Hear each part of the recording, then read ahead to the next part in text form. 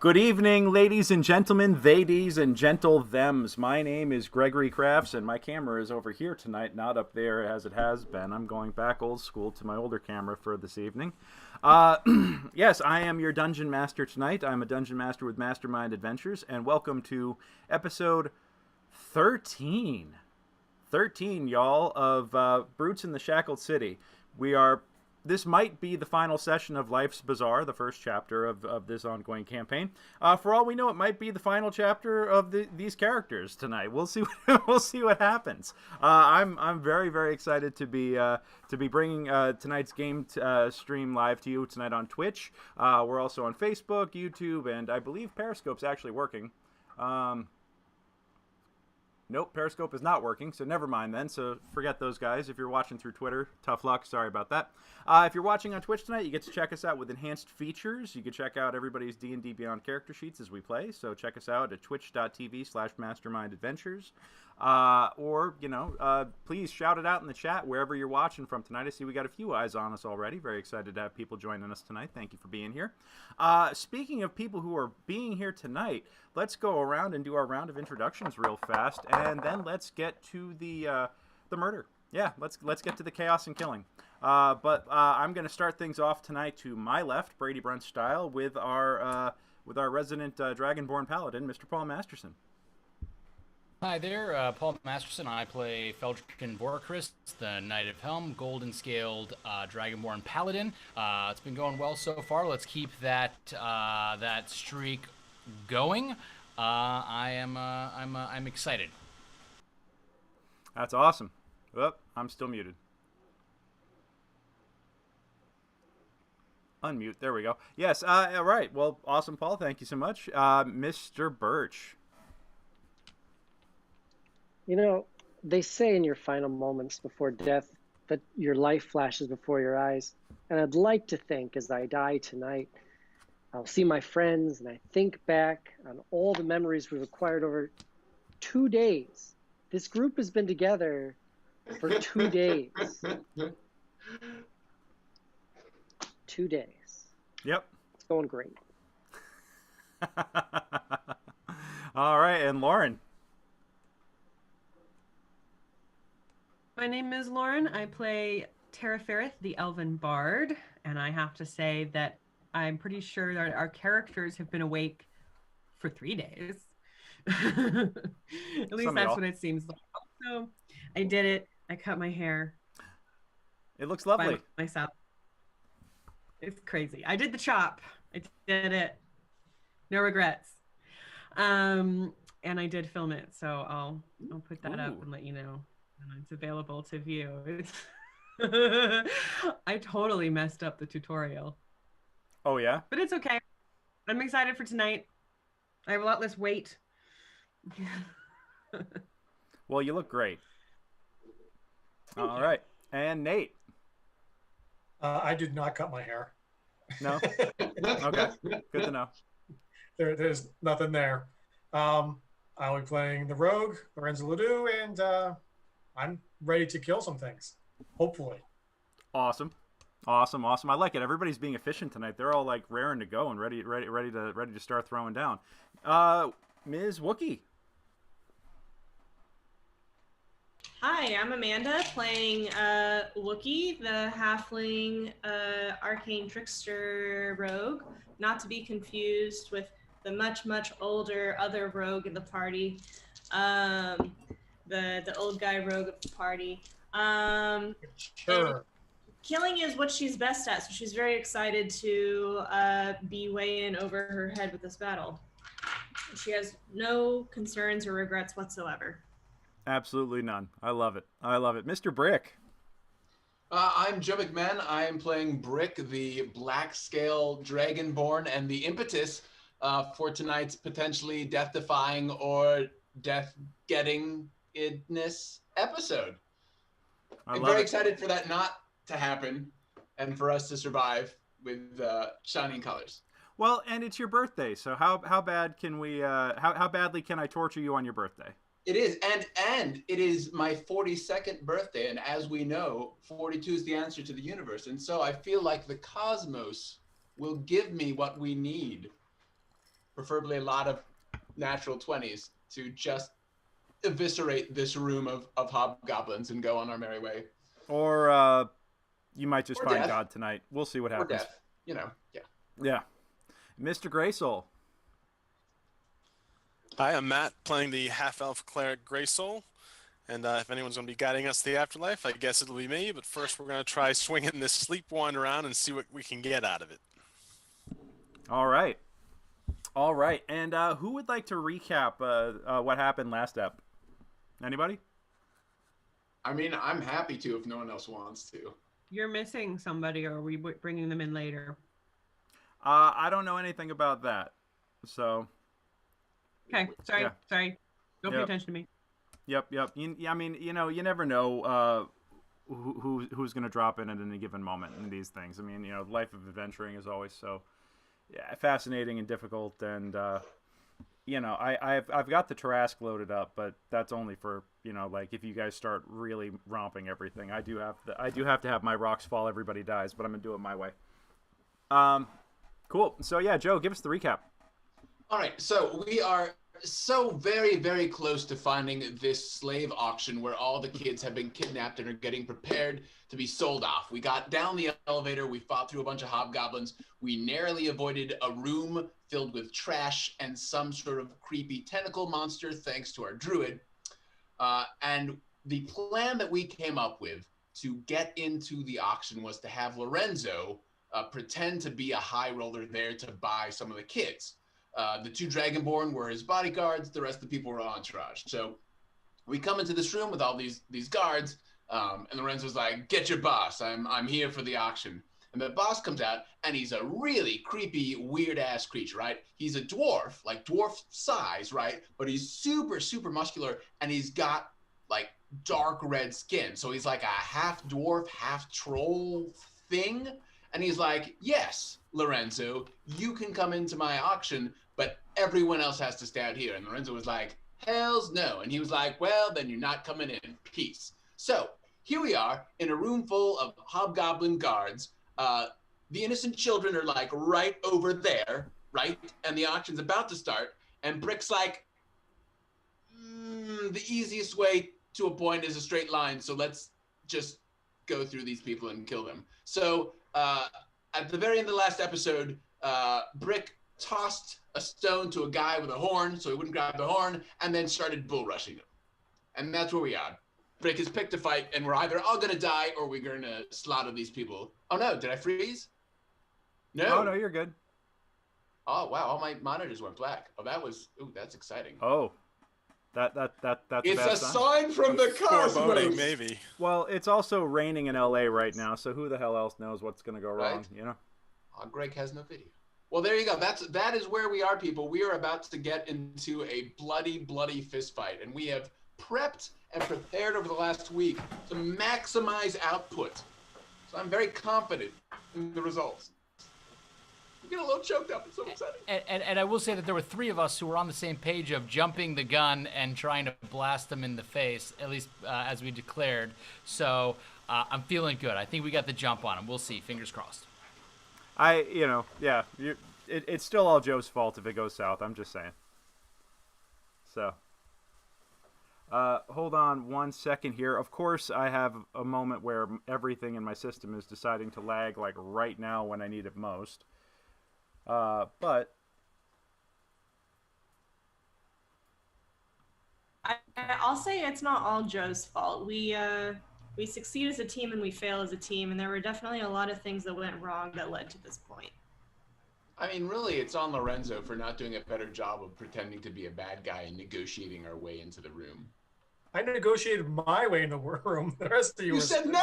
You said no! You were like, no, I'm not going in without my bodyguards. It's all right. It's all right. Invites you to his van. You're gonna go. It's go time, bodyguards. Get it. All right. Well, you know what? Yeah, let's. Come on, encounters, please load up, or do I have to go old school here? You're gonna make me go old school, aren't you? finely tuned machine. Yeah, we're just gonna cancel that out. All right, Joe. So you are launching your bull rush. We're just gonna jump right in here with both feet, y'all. You are launching your bull rush at the gentleman in the back here with the horn, correct? Right. So we're tweaking this a bit. I can't see the map anymore, but I've got it pretty well memorized. Why can't you see the map anymore? Oh, it's because your monitor's whatever whacked my computer has. Oh no, it's back. Fantastic. Oh yay! Let's just zoom into this little death pit of death. Yeah, I was going to say, move your icon a little bit. Mine was all black until I moved my icon a tiny bit, and then it'll all pop back up. All right, so here is the plan per discussions with our GM to make sure it was all kosher. So yes, that first guy in the western corner, the guy who's holding the horn, I am bull rushing. He is not the person, however, I'm going to be attacking. As I move there, I'm going to use my acid dragon breath in a line to hit this guard, the captain, and the guard behind him, ideally. The range of my breath weapon is a 30-foot straight line. And does a lovely bit of acid damage. So step 1, we're going to do that. So I take one start, my run, and I'm going to turn my head and just be like... All right. So they need to do a dex save of 12. And they take only half damage on the success. All right, well, go on ahead and roll your damage to start it off. All right. Boop, boop, boop, boop, boop. Breath weapon, more than meets your eyes. Whoop. All right. Huh. 5 to start. All right. Well, 5 damage is more damage than none. Unfortunately for you, all 3 of them made their saves, so they're going to take 2 damage apiece. That's can you ping them for me real quick? Which ones they are? Whoops, how do I ping? If you're wondering what kind of night it's going to be, Greg just rounded down instead of up, so just keep that in mind. All right, undeterred, Brick is going to barrel straight down to this guy. And the general rule in 5th edition is to round down all fractions. I am a professional, sir. Sure. That's fine. Yeah. We're gonna be fine. We don't need it, Adam. We're fine. We're fine, Birch. This is gonna be great. So, all right. Did a little bit of damage, little drive by. I'm running towards this guy, and because I don't have a second real quick, because I was distracted. What were the 3 that you're hitting again? You're hitting the captain. So I don't know how to. I can't get it to ping. So there you go. Okay, so number 1, the guy next to him, and then the captain. Oh wait, you're gonna. And then the guy south of the. Got it. All right. Cool. So I've done that, and because I only have 1 action, I can't actually attack this guy. But I'm going to charge straight up to his face, and I'm going to use one of my maneuvers. And I'm going to use Commanding Presence, which is basically when you make a intimidation, performance, or persuasion check, I can expend a superiority die, 1d8. to add to my roll. And basically, I'm gonna scare the living shit out of this guy in the hopes that he fumbles trying to grab for his horn and maybe goes around before warning everybody else in this underground city. To be clear, I am not yelling. I'm not making a lot of this is like bass. This is like a low grumble and me showing a lot of acid dripping teeth at this dude. So All that's right. what we're going for. We're gonna. All right. do Well, I an need an intimidate intimidation check then, sir. Yes, indeed. There's that, and then we're gonna throw up a 1d8 on that. Lovely. Yeah. Where's Oh, the he's actually kind of frozen in place. All right, and that sadly ends my actions for round 1. For All right. well, I guess for the surprise round, rather. Yes. Aha! And I had declared once he starts moving, I shift on his heels as well. Okay. I declare. So I am shifting over right here. I'm basically gonna do where he was going. This should allow for my breath attack in the cone to hit the 2 side by side and reach the captain in its 15-foot cone. Okay. Okay, let me roll. Boop.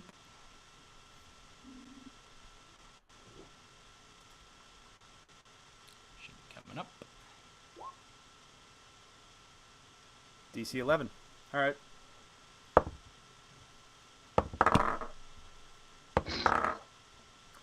All right. The captain makes it. The other 2 don't. All right. And I, in continuing that sideways, I'm basically taking up his position as a backstop. Okay. So, Greg, as a valid question that was just raised, what exactly is the equivalent of like 2 points of acid damage? Is that like licking a battery? Is that like, a little bit? I of mean, sunburn? it doesn't feel good. I could tell you that. I would hope not. It doesn't feel great. For Sorry, I forgot to declare one more thing as my extra action. Uh-huh. I am. Wait. Let me see real quick. I believe it's a extra action. Let me double check that it doesn't take a. Yes, as a bonus action, I'm using one of my hunter's marks on the guy nearest to me. Should he become incapacitated or die, I can use any other extra actions to move my hunter's mark onto another soon-to-be dead dastard. That's assuming an awful lot. Soon to be dead. Heroes are hopeful. Yeah. We got potions I appreciate. I mean, honestly, you guys are already made a splash, and we're not even technically in combat yet. Wookie, I'm gonna let you get a shot off. What you want to do? Wookie had readied her mage hand as soon as she saw that the Dragonborns were getting antsy. And her mage hand, well, she's going to have to take a step forward, which is fine. What color is your mage hand? I'm going to make it invisible because I can. So my invisible mage hand is going to go for this guy with the horn.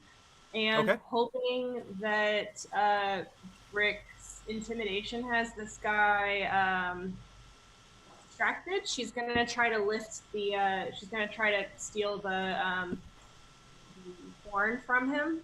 So you want me to roll sleight of hand? Do I get anything because he's intimidated?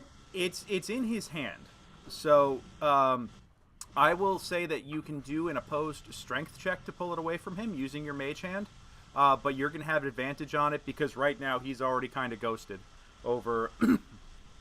So basically, roll. We're gonna roll contested strength, and you get to roll it twice and take the better. Okay, so is that my strength then? Because mage hand doesn't really have its own strength. Yes. Okay. I'm rolling old school.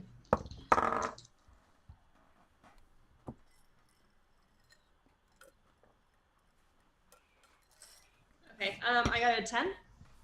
Well, I got a 7, so you win. So you actually do manage to Okay, wrench the great. horn away. And with Awesome. that- She steals. Sorry, go ahead. Oh, and with that, the one other thing is that you're going to see Keegan and Felian share a look. Keegan is going to step forward a couple of steps, and everybody, Feld and Wookie, and make a perception check, and Brick, I'll let you make one with disadvantage. No. Oh, I'm sorry. 10. 10. You notice that all of them have 3 horns. Okay. Feld, you see on the main doors here, the main doors that lead to outside, you see the bar go up. The brace that locks it goes up. Interesting. And with that, let's roll some initiative. So my mage hand stole the horn, and for the record is just gonna try to shoot it straight up. So as high up as the ceiling is right now. How high Okay, is the ceiling? it's a 30-foot ceiling in there. Okay, great. So 30 feet up. All right, Mediocre. Tara, what'd you get? 18. Birch, Yeah, I got an 18. 11. Lorenzo got a 7. Brick, 10. 10. All right. Mr. Greysoul, 15. 15. Ms. Wookie, 12. and Feld, 17. Nice. And then my 2 NPCs, because, you know, I can't have enough dice to roll in this thing.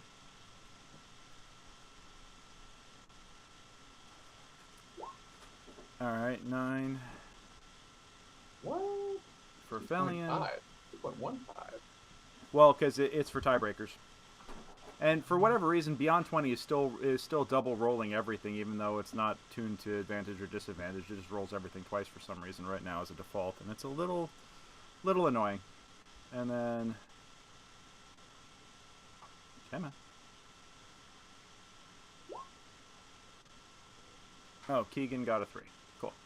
Glad he got his action off then, because that might be the end of it for him. So, 3.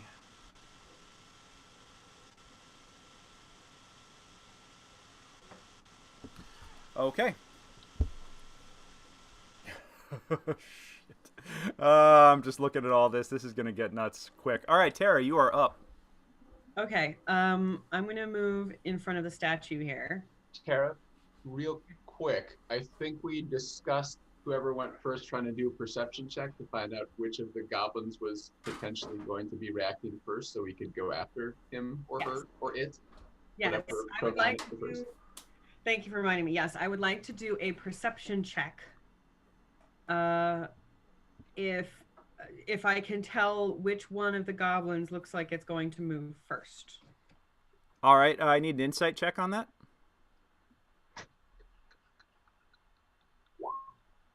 Yes! Oh damn! Yes! Oh damn! And she throws eyeballs. Okay. Well, ironically, it was going to be Horatio Hornblower, back up here in the back corner. He was going to be the first to go, and that is no. I mean, yeah, he'll be the first. But In the west corner? the one that you just ran up on and got all up in his grill. Oh, okay. This Yep. guy? Good Yep. to know. Okay. In which case?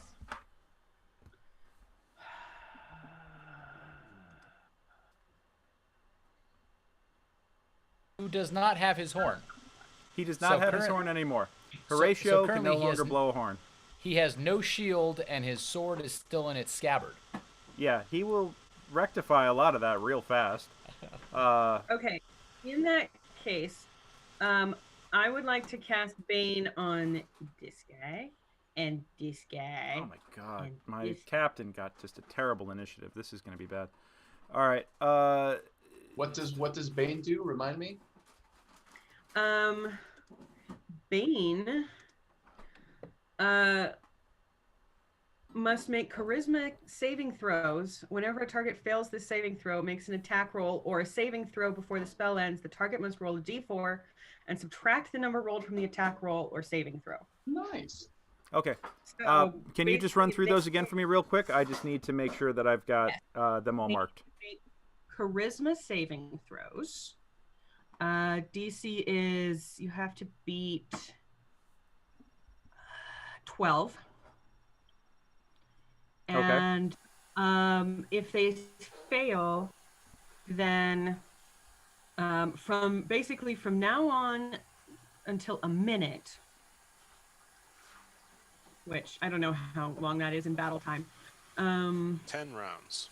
10 rounds. Okay, so plenty of time.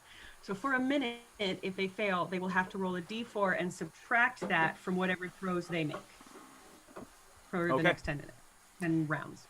And I'm sorry, I haven't seen anything ping yet. Are you guys pinging the ones that you're targeting? Sorry, my Yes. my poor system is taxed really hard right now. So This So the fellow two- here, The two by me in the west, and and this one guy. directly south of the captain. got it. All right, so the 3 in the back, basically. Yes. Okay. I'm just going to mark them accordingly.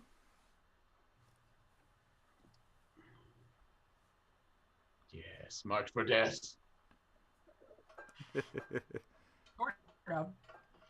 It's a good top of battle spell. Yep, it absolutely is. That's some good barding right there. It's taken me a while to learn how to support class, but I think I'm getting it. I'm used to being a barbarian and just Just wrecking shit. Yeah, absolutely. All right, so and that's a charisma save, you said, right? Yes, 12. All right, DC 12 charisma save. Ha! They all fail. All right. Cool. Nice. I miss Moira. All right. Oh, Lord. She'd be having a lot of fun right now. But she wouldn't be able to do that to the bad guys, let me tell you. Tell you what, though, she turned into a bear. Oh, that's true. There's something to be said about turning into a bear. Well, bear-like. All right, Feldruucan, you are Yeah, up, sir.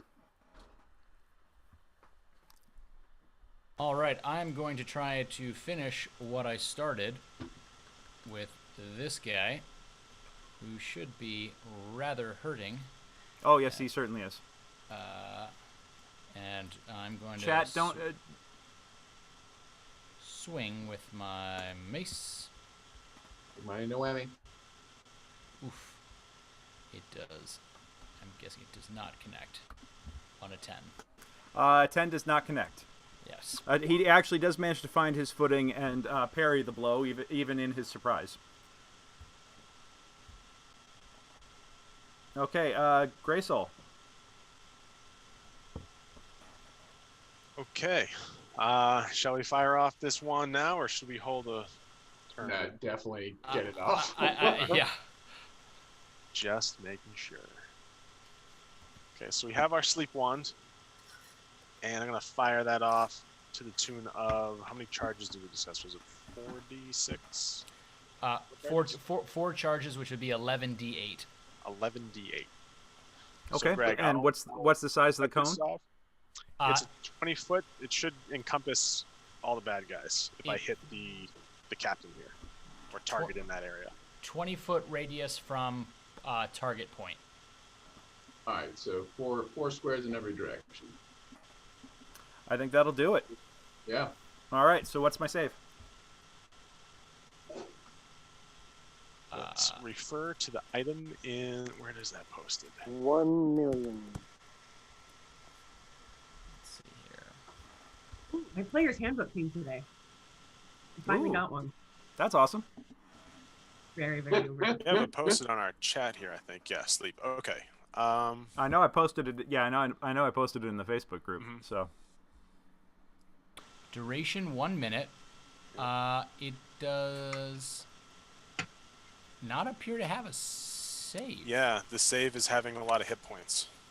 Oh, that's right, because this is per hit point. Yeah. Okay, so let's roll how many hit points it affects then. This was 11d8, is that correct? Correct. Woo! Big Goddamn. money, money. Big money, no Okay. whammy. Here we go. And it only 40 targets bad guys, right? Holy. Yeah. Okay.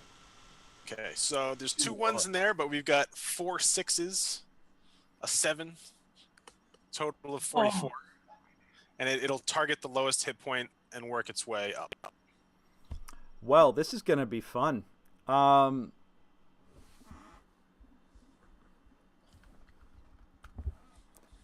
right. So we're gonna. I'm going to go up here and mark who falls asleep. I need like a little ZZZ icon that I can just hit people with. Where did we get the wand, guys? Which of the various loot rooms did we pick that sweet piece of action up from? That wasn't the Makeshift theater, lever right? in the bathroom. Oh yeah, the bathroom. Those were the good old days. Yep. It was just one or two weird little Come creepy on, dudes. guys. Yeah. Sorry we're not paying as close attention as usual to the chat tonight. Thank you so much for joining us, Sarah. Yeah, really appreciate you cheering everybody on. Sarah and anybody else who's watching tonight, if you like what the PCs are doing, if you're picking up what they're putting down, you think they're role-playing their character real well, do me a favor, shout it out, and let me know that you think that I should award them with advantage. If they, if they should get inspiration, which would allow them to use that to get advantage on a roll. So... yeah, maybe death to the kid thieves. Absolutely. Okay. Oh, look, the little sleepy icon. It's so cute. Little. I feel almost bad about slitting their throats, but I still will. Just to clarify, death to thieves of kids, not kid thieves, right? Because Yeah, no. I think That's a I really can't tell if important- you've got a fan club or you're on somebody's hit list there. I'm on many people's hit lists, and many people are on my hit list. Yeah. Important distinction. To be fair, all of the above might happen.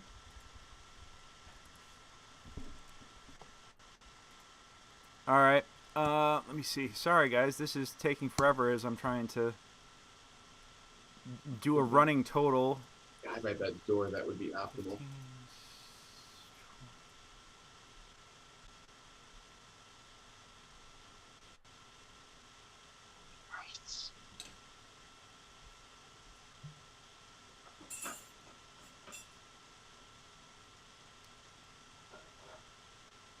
Holy crap.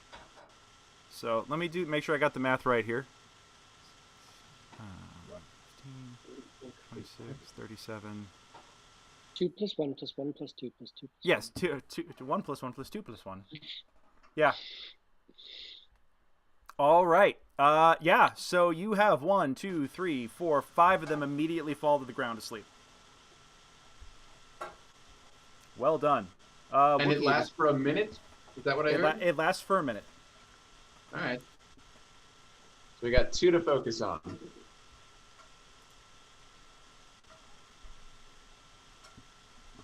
So the captain is still standing, and so is Horatio Hornblower here.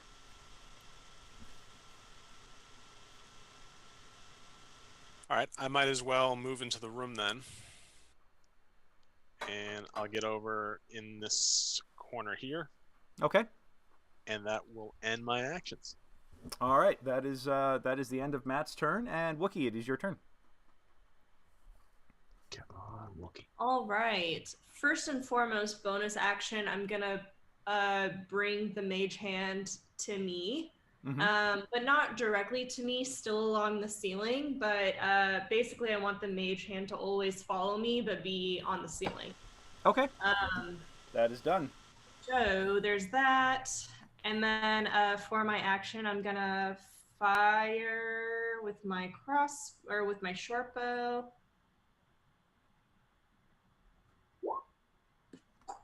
Not great. Not good. 8. That probably doesn't do anything. And who were you aiming at? Oh, I'm sorry. This guy.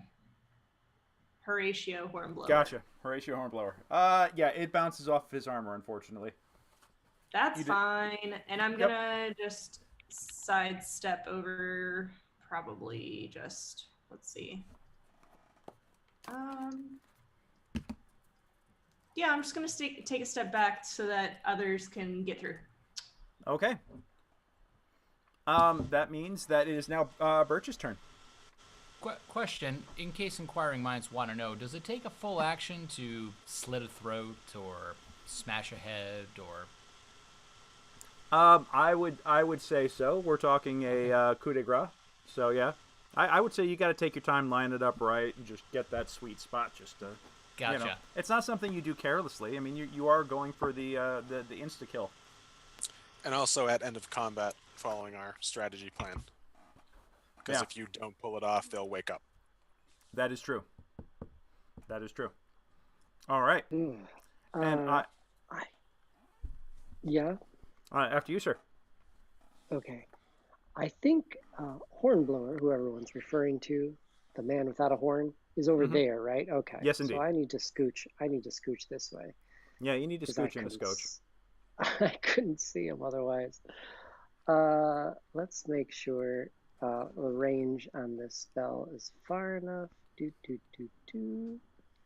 And by spell, I mean cantrip because I haven't slept in 3 days.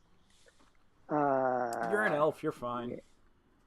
I'm not. I'm a human being. Oh, I that's just have right. funny I looking forgot. ears. You're Thanks a human lot. in this one. I'm so used to your elf. Okay. Or your half elf. You know, I was gonna say I was only half. All right. I'm going to just blast him with a produce flame. Okay. Seeing where Wookie was firing, I think, well, she knows what she's doing. I'm gonna do the same thing. So here we go.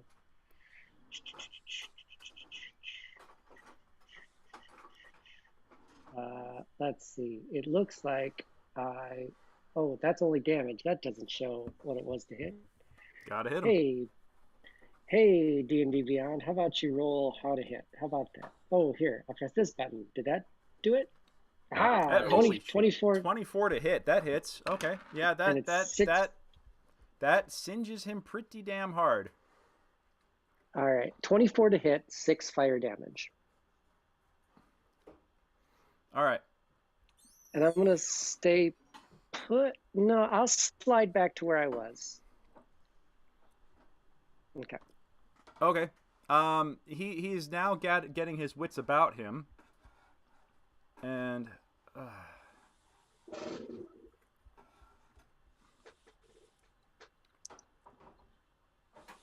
he took 6.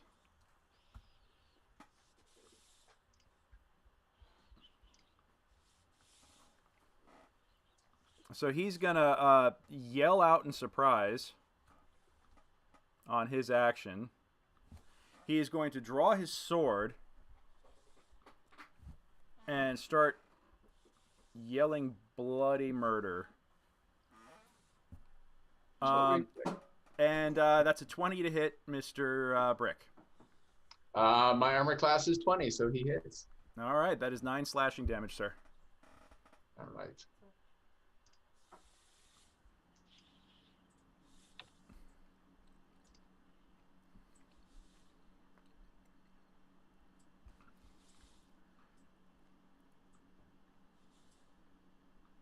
All right, that one's asleep, that one's asleep, that one's asleep, that one's asleep, that one's asleep, that one's asleep. Brick, would you like to retort? So is using a potion a full action or a minor action or a free action? That is a standard action. Standard action. That would be in lieu of an attack. Yep. So the captain hasn't gone yet, though, right? The captain is not gone yet. Oh. And you are also directly in front of one that just smacked the crap out of you. Yeah, and I'm at 5 health. But he's already gone, so there's no way the captain's going to get incapacitated with one hit. I could grapple him, though. All right, pull for the group. Heal up as my primary action, or... Do something badass. If you go down, I can get you back up. I still have a spell slot. Okay. And I won't be doing much damage on my own. Go for right. broke is what he's telling you. Oh, yeah. So you said this door in the northwest, the beam just started going up by itself? Yes, the beam rose up by itself. All right. But no, it hasn't, nothing else has happened. Nobody's busted through the doors, nothing. No one has pulled the Kool-Aid man yet. No. All right. All right. Well, if you can get me up, let's Can you see it all through those slots? Do you see anything through those eye holes? You got to get up close to see through them. Yeah, well, yes. Okay. Stop reloading every couple of seconds, Paige. Please stop. Should I try and finish this guy off or go after the captain? Since the captain hasn't gone yet. I'd say try and finish off. Yeah. Finish off the guy? Okay. All right. So, step one, we're going to take a swing with my warhammer at this dude that was so rudely whacking at me. Come on, big money, no me. All right. 21 to hit. That's a hit. All right. And let's do some damage. Well, So yeah, that's you 10 literally damage. he starts screaming and it's rudely cut off as you cave his face in with your warhammer. Okay. Yep. And then I'm going to use another one of my maneuvers. That's what we got here. Oh, interesting. But he's already dead, so pushing a dead body isn't going to do much, especially when the guy behind him's asleep. No, but you haven't moved yet. Yeah. Well, it's part of the attack. It's if I hit with an attack, I can shove the guy back 15 feet, but the guy behind him's asleep and this guy's dead, so it's really not helpful. Okay, so for moving, Do you want to see what the heck is behind that door in case it's? I don't. So this bar, Greg, like, is it like floating straight up? Is it just like on a lever and it's gone up? It's on a lever, and you just out of the corner of your eye, you just saw it. Yeah. All right. Disengage, unlocking the front doors. Well, I guess grabbing it would be a whole action in of itself. All right. Well, then let's. I can either go blockade the door to the southeast, guys, or I can just blockade the door that's next to me.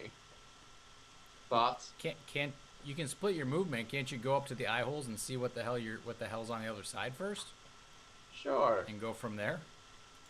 I'm moving half a space and looking through eye holes. You don't have dark vision, do you? I don't know. It's dark. It's dark. I petition that Dragonborn should be given dark vision, but we're doing really petition great. denied. So I'm just gonna get in front of the door and just.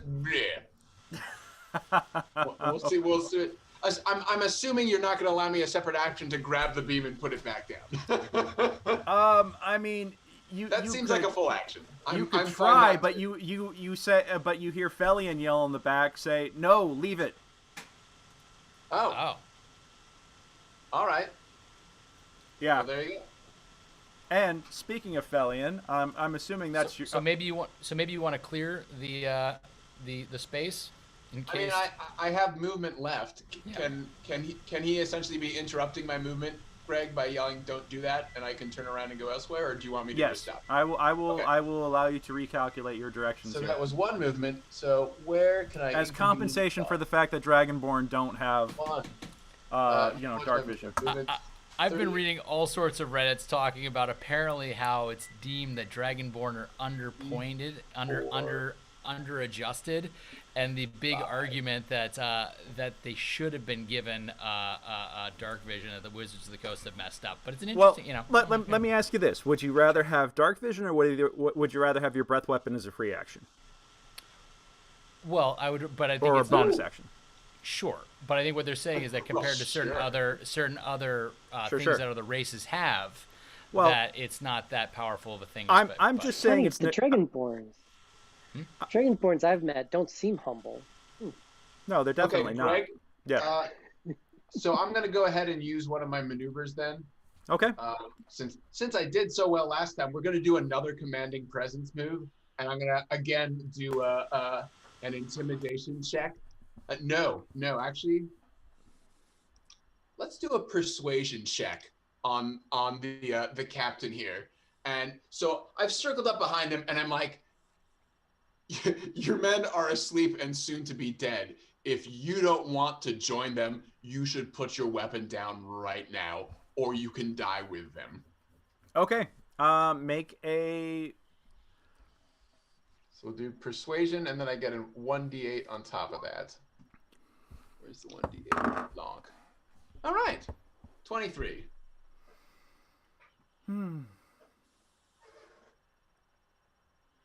Are there any bonuses when you roll basically the equivalent of a 20 on a D8? I'm just wondering for my own knowledge. Technically, skills don't crit. Gotcha. Yeah, technically you And don't crit. we're doing well here. We're doing well here. To be fair, his other guy already started yelling, so he's got that going for him. Yeah, you managed to cut that off pretty quick. It's like a stubbed toe yell. Ah, ooh, ah. Like, Johnny, that clumsy fool. You Kicking the hear statue. from... give me a round of perception checks, please. All of us? Yeah.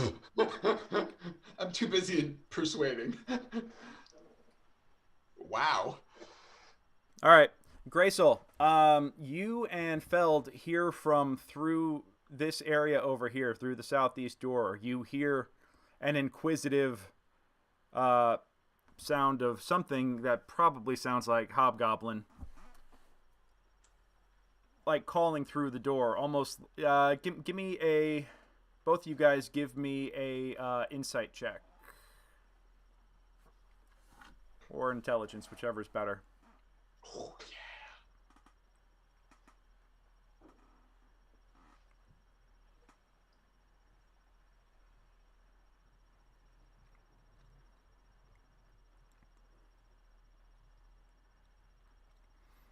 All right. It sounds like it almost sounds like somebody's checking in to be like, "Is everything okay? What was that?" And the captain, Everything's fine here. We're all fine. How are you? the captain takes a tense beat, looks around, surveys the room, sees that it's lost, and says in clear and common, "Everything's fine."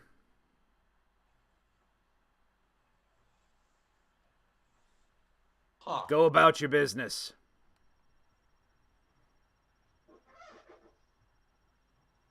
That's good, but now we have to figure out what we're going to do with a bunch of people we have to murder in front of them. Well, we do have a lot of chains. We that have can options. use. We have options, and that's what we needed. So it's a start. Hog tie him. I vote Lorenzo for coup de grace the sleeping people. Well, as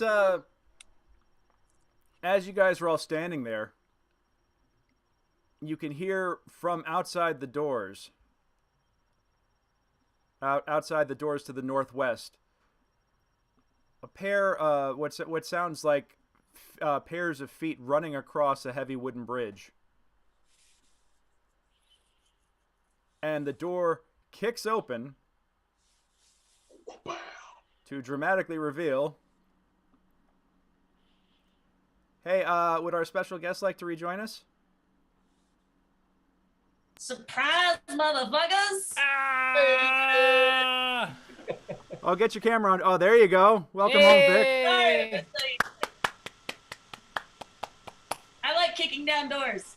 It's fun. So the doors kick open, and like one just splorches the corpse of poor Horatio and his caved in, crushed pumpkin head face, and Katha and Fario come bursting through the front door, armed and ready for bear. You see a surrendered hobgoblin captain, one dead body, and a whole bunch of other hobgoblins just on the ground right now, and everybody else kind of like, in silence. So, yeah. So I barge in the door, and I got nobody to kill. It's very Yeah. You think you're disappointed? There are 5 unconscious people who need their skulls caved in. I mean, this seems like prime It is still a very precarious situation. We don't know if there's more people behind the other hidden door. That's a whole guard barracks. We don't know where the prisoners are. We don't know where the kids are. Where Felian and Fario's friend is. Well, good news is there was nothing out this way.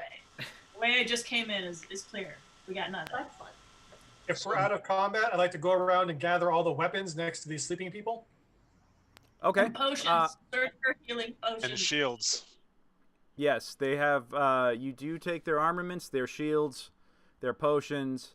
Felian grabs Fario, and they both step outside, and you can hear, or you can just see the looks being exchanged as they close the door behind them and have a tense moment.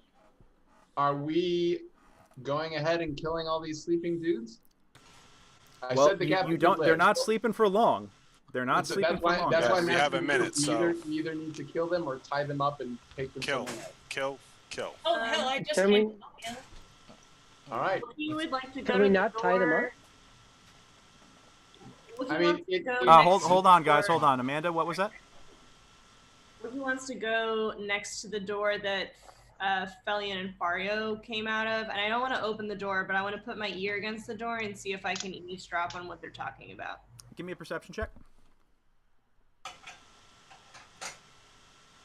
Let's see. I've been rolling pretty bad. Yeah, terrible. You Okay. kind of get on your tippy toes and you peek out the window and you don't hear anything, but you see them, like, you see their heads moving as if they're talking, but it's really weird because their lips aren't moving. Just a lot of really intense looks. Yeah, basically. A lot of really, really intense looks. Okay. So Brick is gonna give. If you're done, are you done, Amanda? Sorry. I'm done. So Yep. Brick's gonna give Feld a look and sort of motion at the unconscious people, sort of, non-verbally asking, "Are we killing them? What are we doing? We're running out of time here." And I think I look at the one captain who's still armed and awake. And does he have any, arms on him, sort of thing? I mean, we can. I give you the. We need information, and he's awake. Oh, I don't need information. It's a question of, are we going to kill them or not? Like, if we're not killing them, we have to tie them all up because they have to be dealt with right now. Okay, so if we're killing people, I'm just. I think we're tying. Well, I mean, we're gonna kill him, but we don't want to tell the captain that we're gonna kill him. I already told him that we're killing the rest of them, so he could join them or live, and he's chosen to live. So since I didn't realize that. I'm gonna put on my hand for his weapon. Gotcha. And I'm nodding at Lorenzo like. All right. So I'm gonna say that the captain, Brick, you managed to take the captain off to the side, so he doesn't have to bear witness to you guys finishing his men off. You systematically take each of them off the map, and we pull them out of the way of we're not leaving blood and any sort of mess that they could see. Honestly, if you look out here, there's it's a 70-foot drop into a I was going to ask Captain watery grave. I say we toss him off the bridge. Captain came over. Yeah, all right, so you guys open the door. Felian and Fario are having a very awkward moment, and they just kind of move further down the bridge and continue their oddly silent argument as you guys just start dumping bodies off, and the captain is like, "What do you want?" Where are the kids up for auction? In the main chamber, which is to the southeast of us, where that troll dwarf guy came through. Casmichin, yes. This door to the southwest, where does that lead? Are there more guards in there? Yes. How many? And let me remind you, if you lie to us, you die at the end of this. I'm dead anyway. We both know it. Either by your hand or my own. My honor is forfeit. Well, then. There's so many ways to die, though, don't you think? Don't get me on the honor train, pal. There's a long way between honor and no honor, and it's just a couple of disguise kits along. Tara would like to point out that we're probably going to need a wet rag to address the brain matter on the floor. I mean, I don't think anybody's going to be coming in here. I mean, we have to do this quickly. Like, we're dumping the bodies. We're going to tie up the captain in one of the other rooms back there or by the elevator or something. I'm just saying, if you're not trying to leave a lot of evidence. Well, I think this ends with us ultimately murdering a lot of people down here, so I'm not too concerned about that. I'm going to turn to Wookie and say, Wookie, I'm going to sort of point at this door at the southwest that the captain said there were more guards. I'm just going just to get her to go check out the door and see what's going on there. And yeah, so my plan is to tie up the captain and take him back to one of the rooms up in the northeast and leave him there until we're done with our business. Put him in a tentacle room. Hey, we aren't killing him if the tentacle monster does. I gave him the chance to live if he behaved himself, and he did. If he wants to murder himself out of honor, that's his call. But I'm not throwing him off a ledge. I'm not feeding him to a monster. I'm tying him up. I'm leaving him in the other room. Going up against a monster is still a chance. Fine. We can deal with that later. He's getting tied up and putting in another room. Actually, why don't we ask him about that monster? We're under a clock here. Maybe he knows what's in that room. The trash monster. All right. The Altiog? I'm tying him up. That's all I'm doing. I'm tying him up. You should just kill me. Shall Wookie take a peek down this hallway? Which hallway? The one that Casmagen went down. I just want to open the door and take a peek, but if I can do so... That's not the one Casmagen Casmagen went down the other one? Oh, okay. So I guess this you is wanted the me one to where look... the soldiers are, supposedly. Yes. Okay. So if I can just crack it open. Yes, it is a very, very well constructed secret door. It actually blends almost seamlessly in. And since the dynamic lighting is already open on that, you can actually see that it goes to an area with two doors. Down at the other end of the hallway, there's nobody in that hallway at this time. Okay. So I tell them that. I say it's just a short hallway with two other doors. So, Captain, which door might your men be in? What's behind door number 1? I'm afraid I don't understand your reference, but it is the southern door where there is the barracks. Southern door is the barracks. What's the western door? That is Casmagen's quarters. Okay. Is there any other way for Casmagen or any other hobgoblins in the barracks to come out, or is that the only entrance exit out of those rooms? There is another way that they can access that takes them to the prison. Okay, and then there is a bridge that can take them into the main chamber. Greg, does this secret door, does it swing in to the room that we're in or swing out to this hallway? It swings out into the hallway. Okay. Are there any large, heavy movable objects in this room, Greg, besides the statue and the torches in the corners? That we could blockade or barricade the doors with? Well, the braziers are lit and they're incredibly hot, so you don't want to go around moving them. Right. They're also shaped like Zorn, so they're carved out of stone, but they're shaped like earth elemental type creatures. So they're but they're almost like barrel shaped is the best way to describe them, and then they have the coals sitting in the top tray. No one has touched the statue, and the statue does not look movable. It's 9 feet tall, black marble, and of course it's wrapped in really, really unfriendly looking chains. Yeah, hey, disgraced captain, what's up with your choice of art? Now, gesture towards this weird-looking statue. That was here when we got here. Oh, important side note, I'm going to use my potion of healing.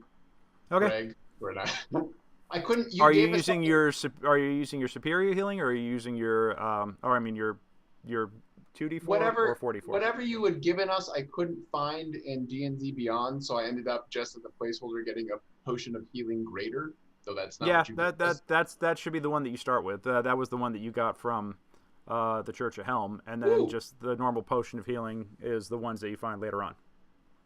Oh, okay. Well, then I'll 44 plus 4. That sounds good. Yes, then I will use the potion of greater healing on myself.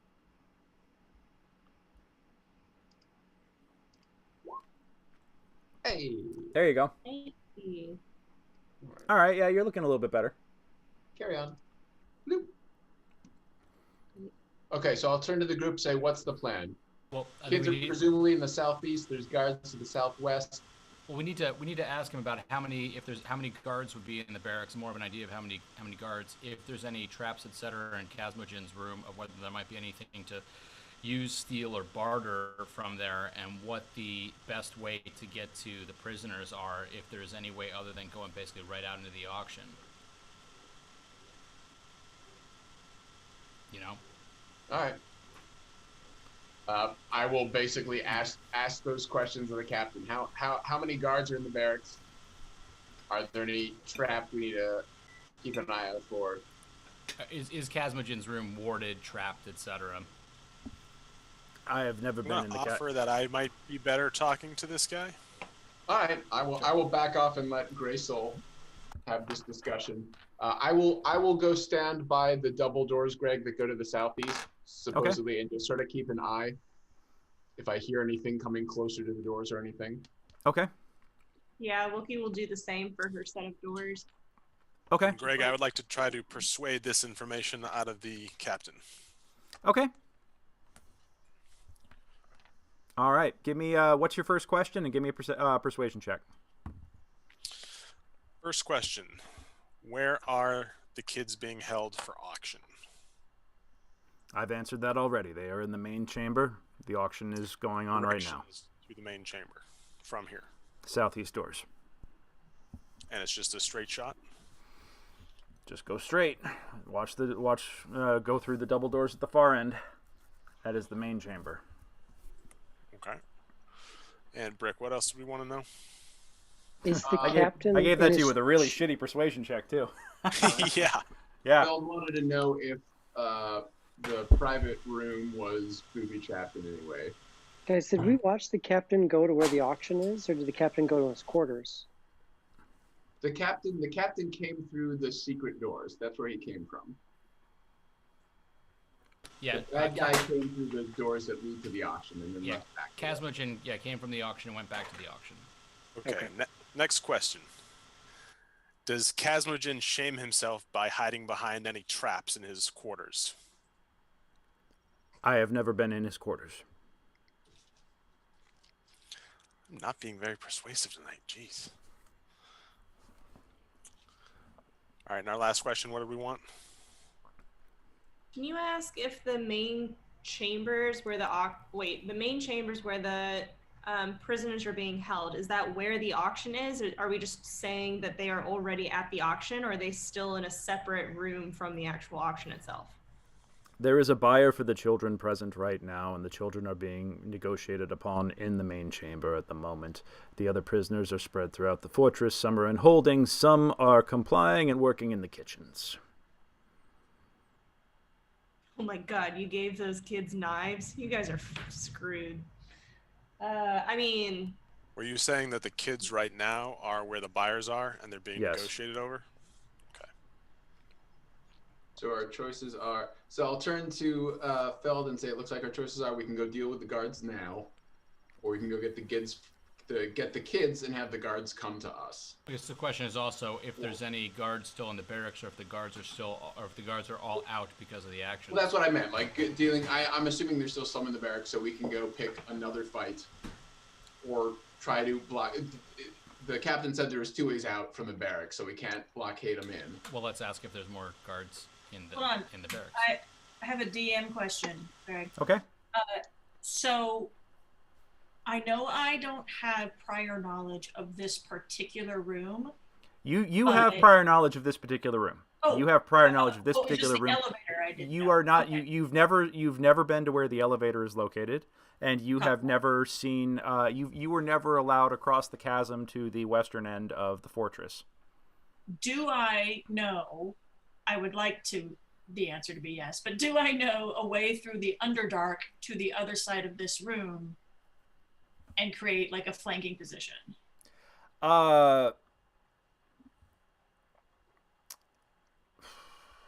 You know that if you go through the western end of the fortress, that there is a bridge that leads to the main room, that leads to the main hall.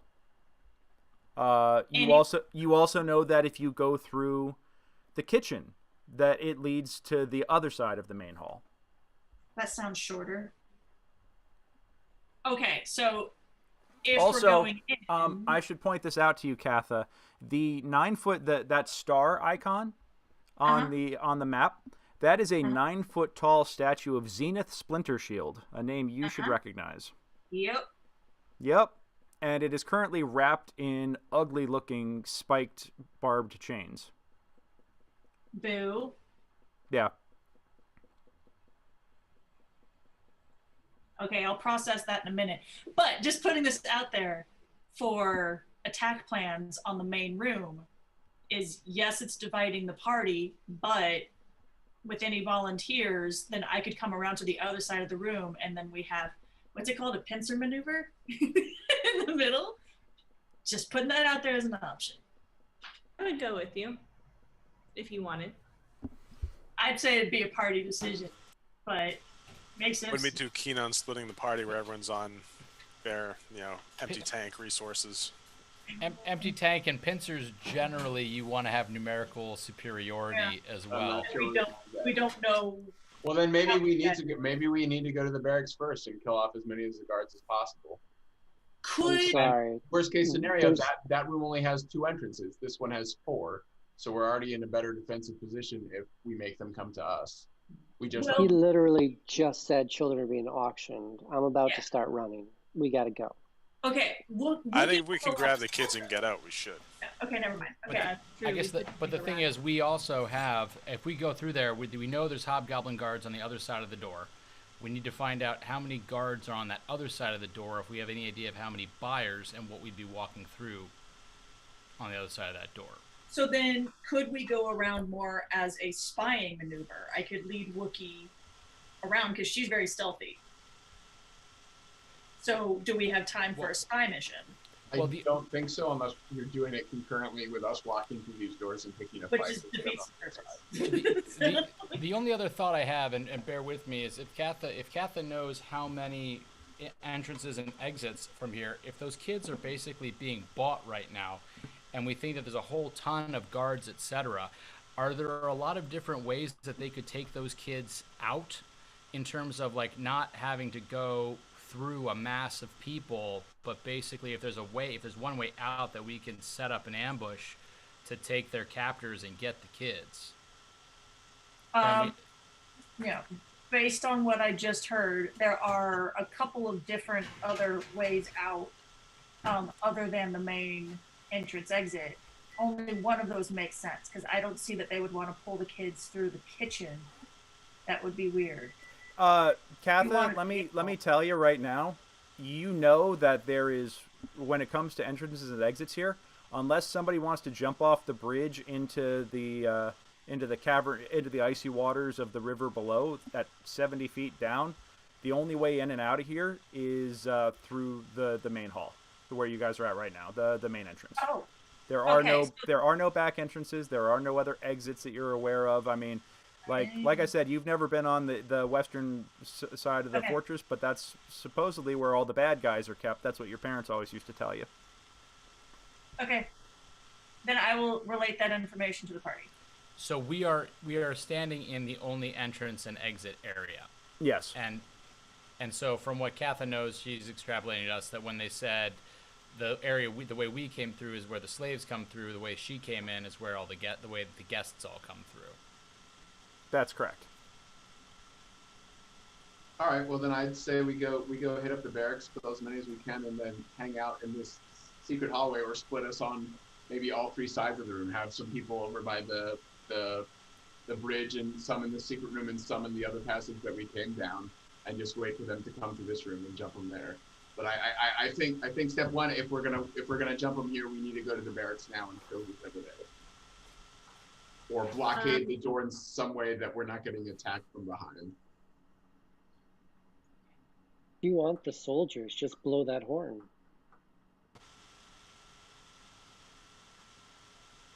Well, we don't know how many there are, and that's part of the whole thing. We don't want them to know that. I'll turn back to the captain and be like, in total, how many guards are down here, minus the ones we just killed? Enough to slaughter all of you without breaking a sweat. There you go. Yeah, maybe not the barracks, guys. How about we go to where the children are? Yeah, let's just try to be sneaky. Okay, but remember, we know that there's at least one hobgoblin on the other side of that door that has a bar that we don't know how to open yet. But maybe Katha does. I mean, we can try and roll through. Sneaky, but yeah. Oh, was this door barricaded? I thought my understanding was that the other door has it doesn't have a bar on our side. Yeah. There wasn't anything. You have not tested to see if that door is actually locked or not. Greg, I'm going to gently push against the door to see if it gives at all. It gives. Okay. I'm going to motion for Wookie to come over here. You have night vision, right, Wookie? Nope. Can you take a peek? If she's not tall enough, I will pick her up. But if you can take a peek through the little eye slits and see. Greg, does it make any sense for me to roll a perception check, or is it dark? It would make. You have dark vision of 60 feet. I don't have dark vision. Oh, who has dark? I do. Katha? I do. Lift me up, Brick. Lift me up. I'm not picking Katha up. Greysoul, you're tall enough. I'm not picking it. Sorry. So I will motion over to Greysoul and just be like, take it. All right. I will go over. I will take a peek. All right. Hold on.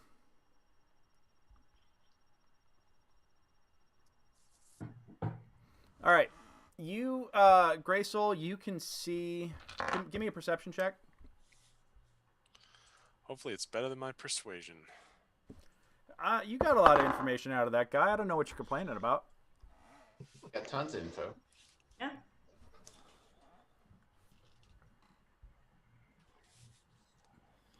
Okay. How does an 11 treat you, Greg? Oh, shit. I just saw what you said, Katha. Uh-huh. I didn't want to interrupt the planning. Well, I figured I'd be doing this on the funny side. that. This, we'll resolve that in a second. How long ago did you say that? How long ago did you say that? Oh, like 90 seconds ago, maybe? Great. Okay, you do see a pair of hobgoblin guards. Actually, you see one. You see one hobgoblin guard standing at the far end of the hallway. I'm gonna... Matt, I'm gonna move your token into the other room briefly, just so you can get a glimpse of what I'm trying to show you. Okay. Because I don't want to disable the... No, I don't want the ruler. Here we go. Objects and tokens. Select and move. Here we go. So, yeah, I will move you here. And, yeah, that's pretty much what you can see. Is you can see a guy on the far side here. He's actually standing next to a lever and watching standing guard watching the door very intently. Watching the door that I'm peeking through? Yes, watching the door that you're peeking through. Okay. I will relay this to the group. All right. And then, Katha, the second that you touch those chains... He's probably the guy who...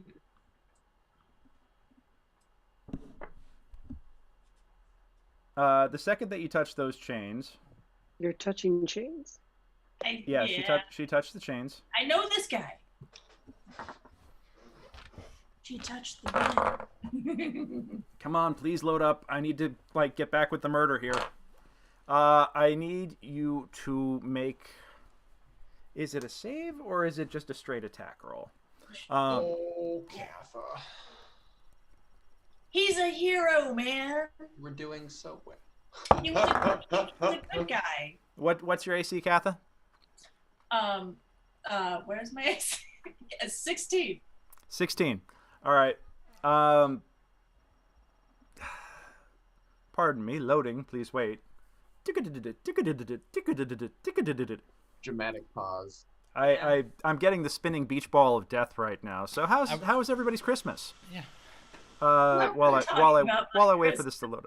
What's that? Oh yeah. I'm not talking about my Christmas. It's okay. It's okay. Anybody else besides Vic's gonna get to work out some shit tonight, guys. That's what we're gonna. But everybody else, yeah, Nate, how are the kids doing? As I wait for this to reload. Really well. Yeah. So Well, are I'm you? kind of annoyed because they got tons of stuff, and then all they want to do is play on Roblox and free games online or tablets. Oh, that's awesome. You guys do all this stuff, and all you want is free games. If you need to hire someone to build the Legos you got for them and pay them with the ability to build the Legos for them, I know a guy. Well, what Like was the everyone's romance. favorite Christmas present? That's always a fun one. All I right. got a PS5, so I'm Oh. happy. The chains go swinging at you wildly. You do manage to narrowly avoid being struck by them, but the chains animate and lash out at you, attempting to constrict around your neck. Ooh. Zenith. We were So- buddies. What happened? Well, those are not dwarven chains. Oh shit. Yeah. Should have known that. Yep. So now you guys are in a situation where there's suddenly a lot more noise happening. Oh, let's move faster. Move faster now. Should we go through the doors? Should we go into the hallway and close the doors behind us? Sure. I just told you Are that we there's a doing- guy in that hallway with his hand on a lever waiting for something to happen out here. Are we into initiative at this point, Greg? I would say so, yes. Is there any point in me jumping at the statue and putting arms around to try and All contain the right. chains? I mean, honestly, I could tell you guys right now, the only thing that you're fighting is the chains, and I'm going to say that because my initiative was just utter crap, I literally got a 1, so everybody's going first. I'm going to declare that this combat is over before it even begins, and you guys manage to wrangle and disable the magical chains before it gets haywire, because just the initiative was just you guys all just immediately pipe it down, beat the chains down quickly. You know, we're not gonna make this a thing. Yeah. And that's it? Oh man, I totally had a theory that was like Zenith turned to stone, and then if I freed him, that was my theory. It's not. I mean, that statue's 9 feet tall, and let me tell you, that was installed while he was still leading there, so it's kind of an icon to himself. All of these are good things that I should have asked questions about, but I was poking at. Sorry. Well, I was going to ask you what the whole story about this guy was, and whether it was like a protector, etc. So we're getting there in this way of kind of hoping that this was like a dwarven protector you'd be able to activate and kind of use as a bulldozer mechanism. But, yeah, I mean that is indeed what he was. He was a big hero back in the day when I was a young dwarf, and my parents especially were big fans of his, and we captured the Malachite Fortress back in the day. So Greg, when you say we have disabled or taken care of these chains, Amazing. what exactly does that enable? Are they still attempting to move around and we're just holding it down? Has it gone? I'm gonna say that you guys have basically beaten them to the point where they're no longer animated. Because I expect literally, you know, when I have 10 PCs and NPCs beat this thing in initiative, there and even with a high AC, it's low hit points, and you know, you guys were gonna basically y'all beat it down. So I'm just okay. So we're left with a bunch of spiky chains. Spiky chains, yes. How much length and what sort of like thickness are we talking about? Yeah, I was asking. Can this be used earlier if I could as a check normal? out. Yeah, I see that Wookie, you were messaging me the same thing. At this point, because you had to defeat them, or you guys had to beat them down, I would not say that they are terribly useful. You basically had to destroy them in order to prevent them from attacking. If somebody had meld, or if we went to a blacksmith, could they be fixed? Like, are they worth? Well, I was just thinking stuff for the battle down here.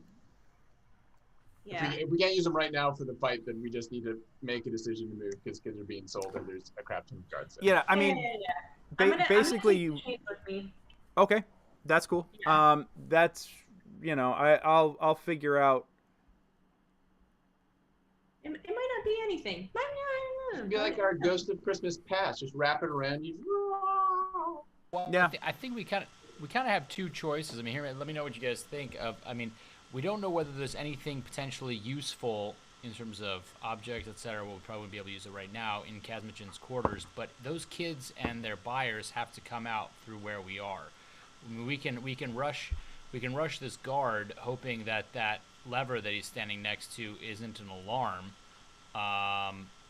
but it's sort of yeah.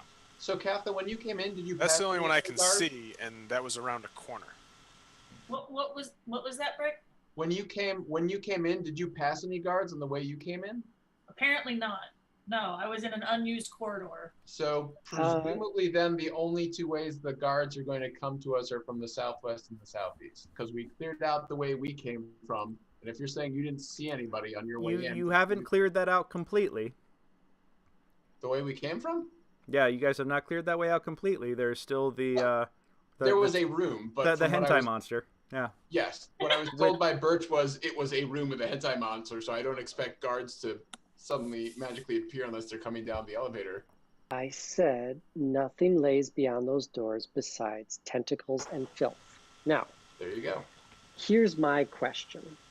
If we take these broken chains that Wookie is stuffing into her bag and we wrap it around this giant 9-foot-tall statue, can we pull it down and block the doors that leads to the barracks? It's solid malachite. It would take a real big feat of strength in order to do that, and that's also going to make a lot of noise. Okay.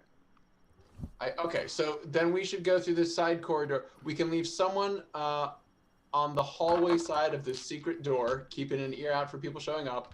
We should go through Malachite's room and then maybe look into murdering people in the barracks. And then hanging out in this secret hallway till people come through and jumping them, and then rushing back the way Catholic game with the assumption that we're not going to be met with soldiers from that side, so we just have to watch it. We can cut the bridge once we cross the bridge. Well, the tricky thing is also, though, if he says it's more than enough to kill us without breaking a sweat, and we roll into a barracks, that could mean that we're rolling into, like... Right, well, I mean, again, we can have someone, like Wookie or someone take a peek, but I'm assuming that when he refers to the guards down here, he's referring to this big cavernous space and not just literally 2 rooms. Yeah.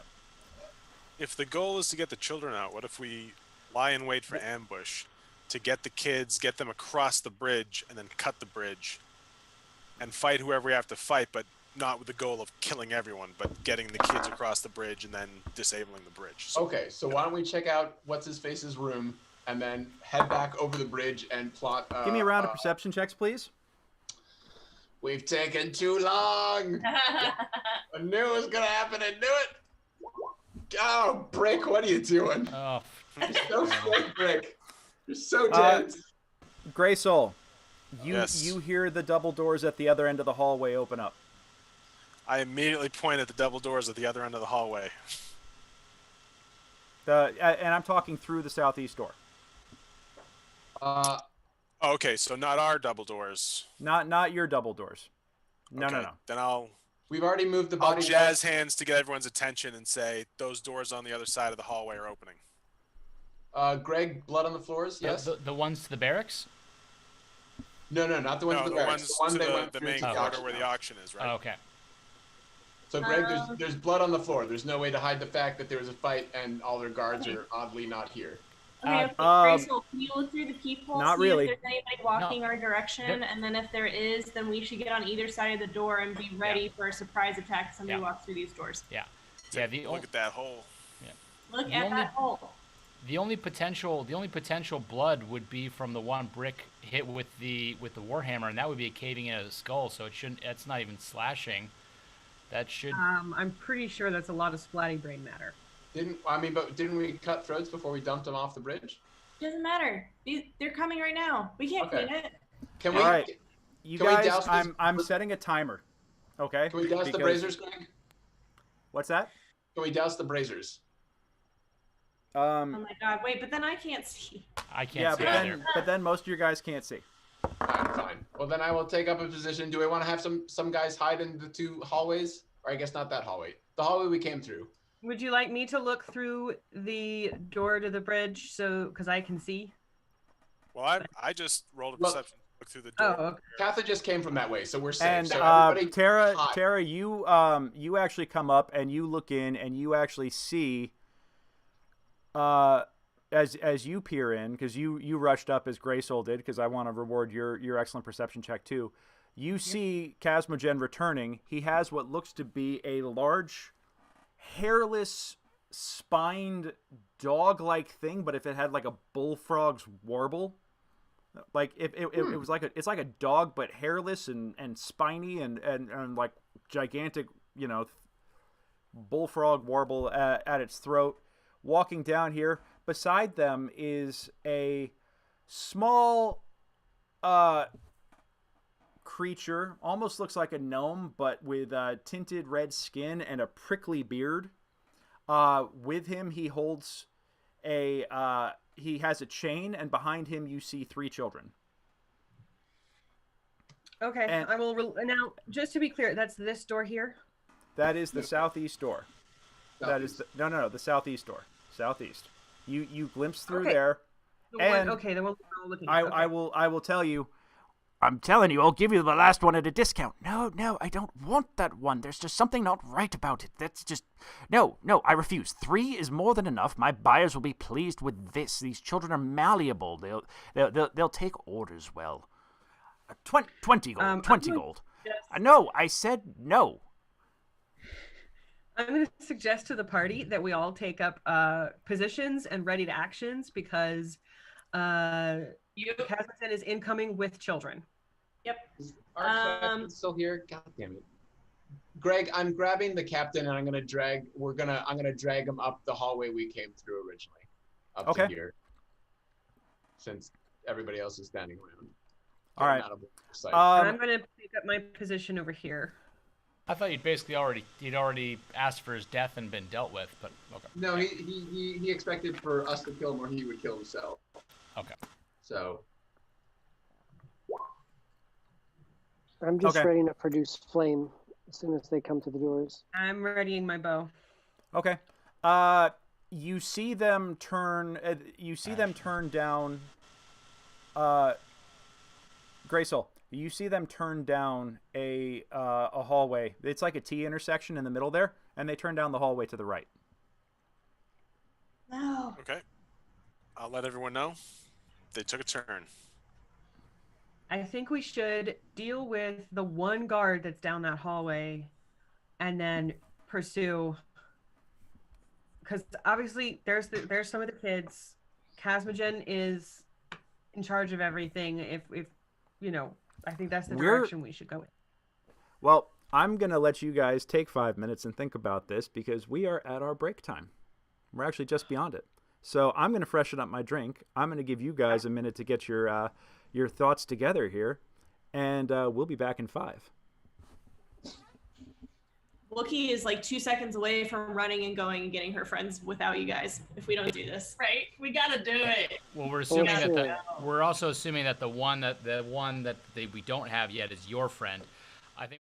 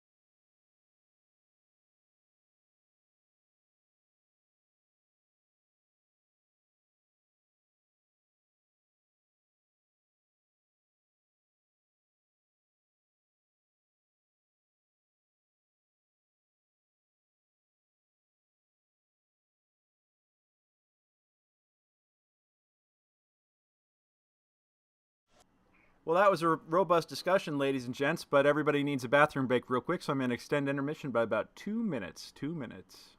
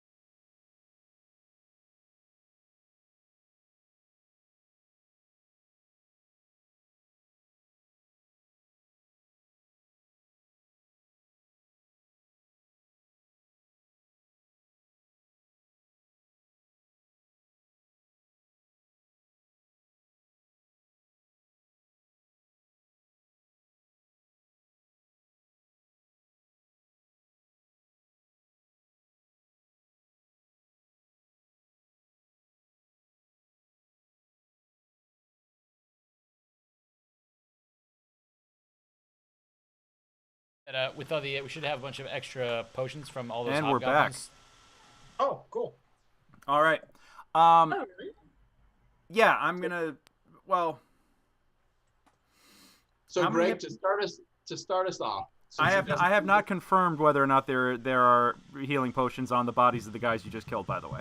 I have not I think he confirmed was that. referring to the ones we got previously. Oh, you from the guys that you raided upstairs? I Yeah, think the the guys that you elevator murked, you did get around to healing potions off of them. That is correct.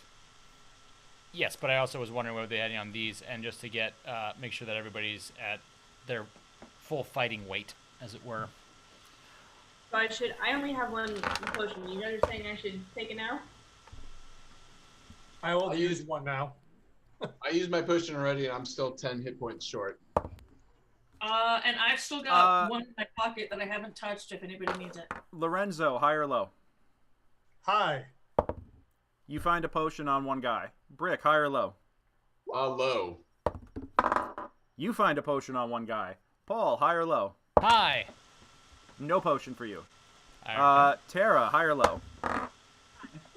High. No potion for you. Wookie. High or low? Low. No potion for you.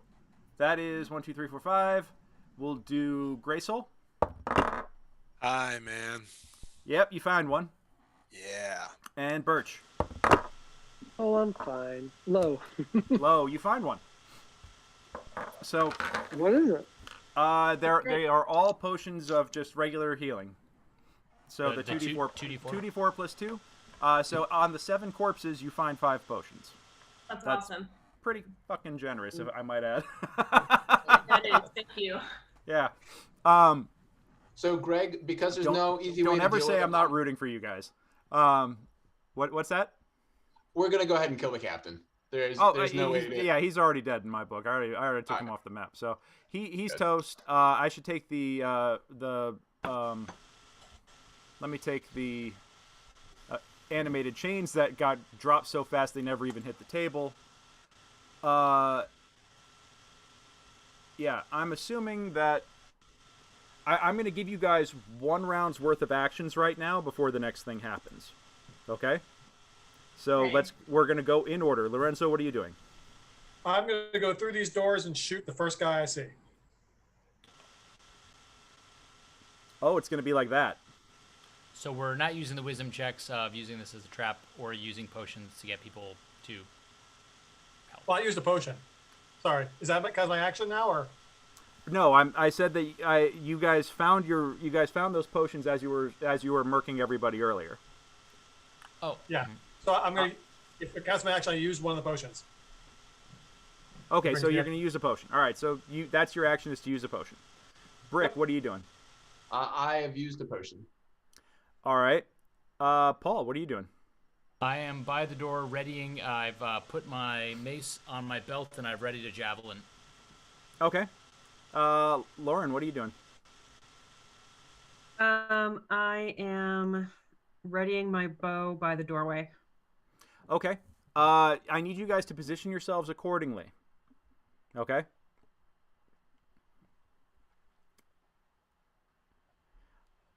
Keegan, Felian, and Fario are going to be taking up their own...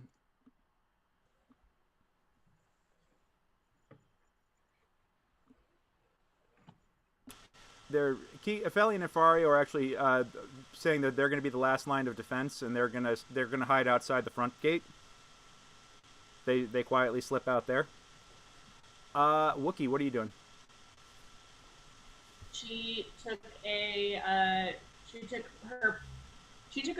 potion that she already had on her. So, if it's possible to say that, like, I took that while all of the adults were arguing. Sure. And then I'm gonna just ready my bow, and I position myself, so I'm just waiting in front of the doors for somebody to open it, and I'm gonna ready my bow on the guy at the end of the hallway. Okay. Greg, for those of us who are drinking potions, can we also move, or do you want the drinking? You guys can also move. You guys can also just hide your, position yourselves accordingly. Wookie, did you see anybody in that hallway leading to the barracks? No, it's a really small hallway. It's only maybe like 20 feet long. And then it just kind of ends in like a Y with 2 doors. Okay. I am going to go set myself up for the potential incoming horde of guards and hang out there.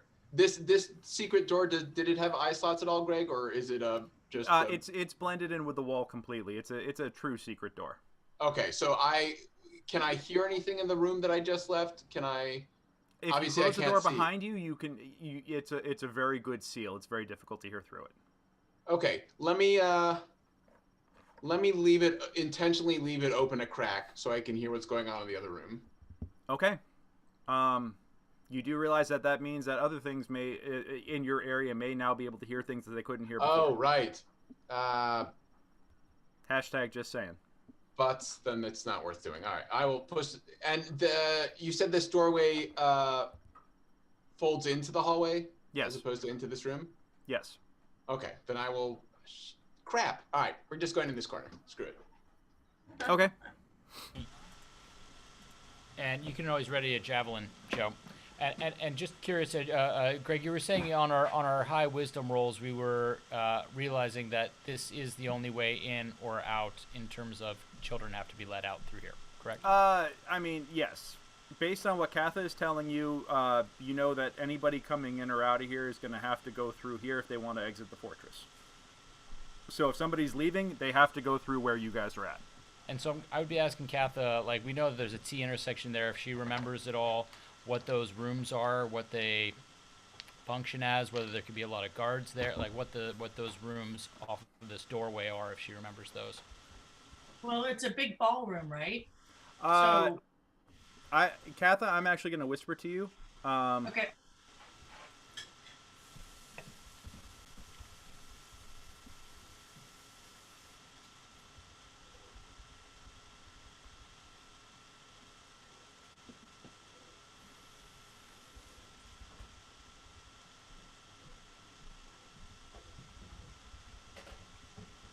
I have nothing yet. But hold on, I'm still typing it. Hold on.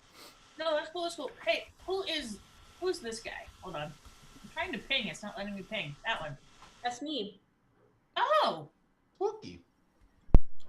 I don't know why. For some reason, anyway. All right, so Katha, I just gave you the heads up. Okay. And based on what you saw, you think that the guys that were coming down the hallway might have gone into one of the guest quarters. Okay. Yeah. So down this way, there's a hallway, and there's offshoot halls down to guest quarters, and the double doors at the far end get us into the Great Hall. So we have lots of potential traps / surprises before we even get to the Great Hall. But they're going to have to come to us, right? I mean, we'll be if we're going down the hallway. Yeah, as long I as mean, if we're here. Yeah, if we're going down the hallway to the Great Hall, as long as we don't decide to venture down the sub hallways, then they would have to come to us if they want us. But I mean, where we are now.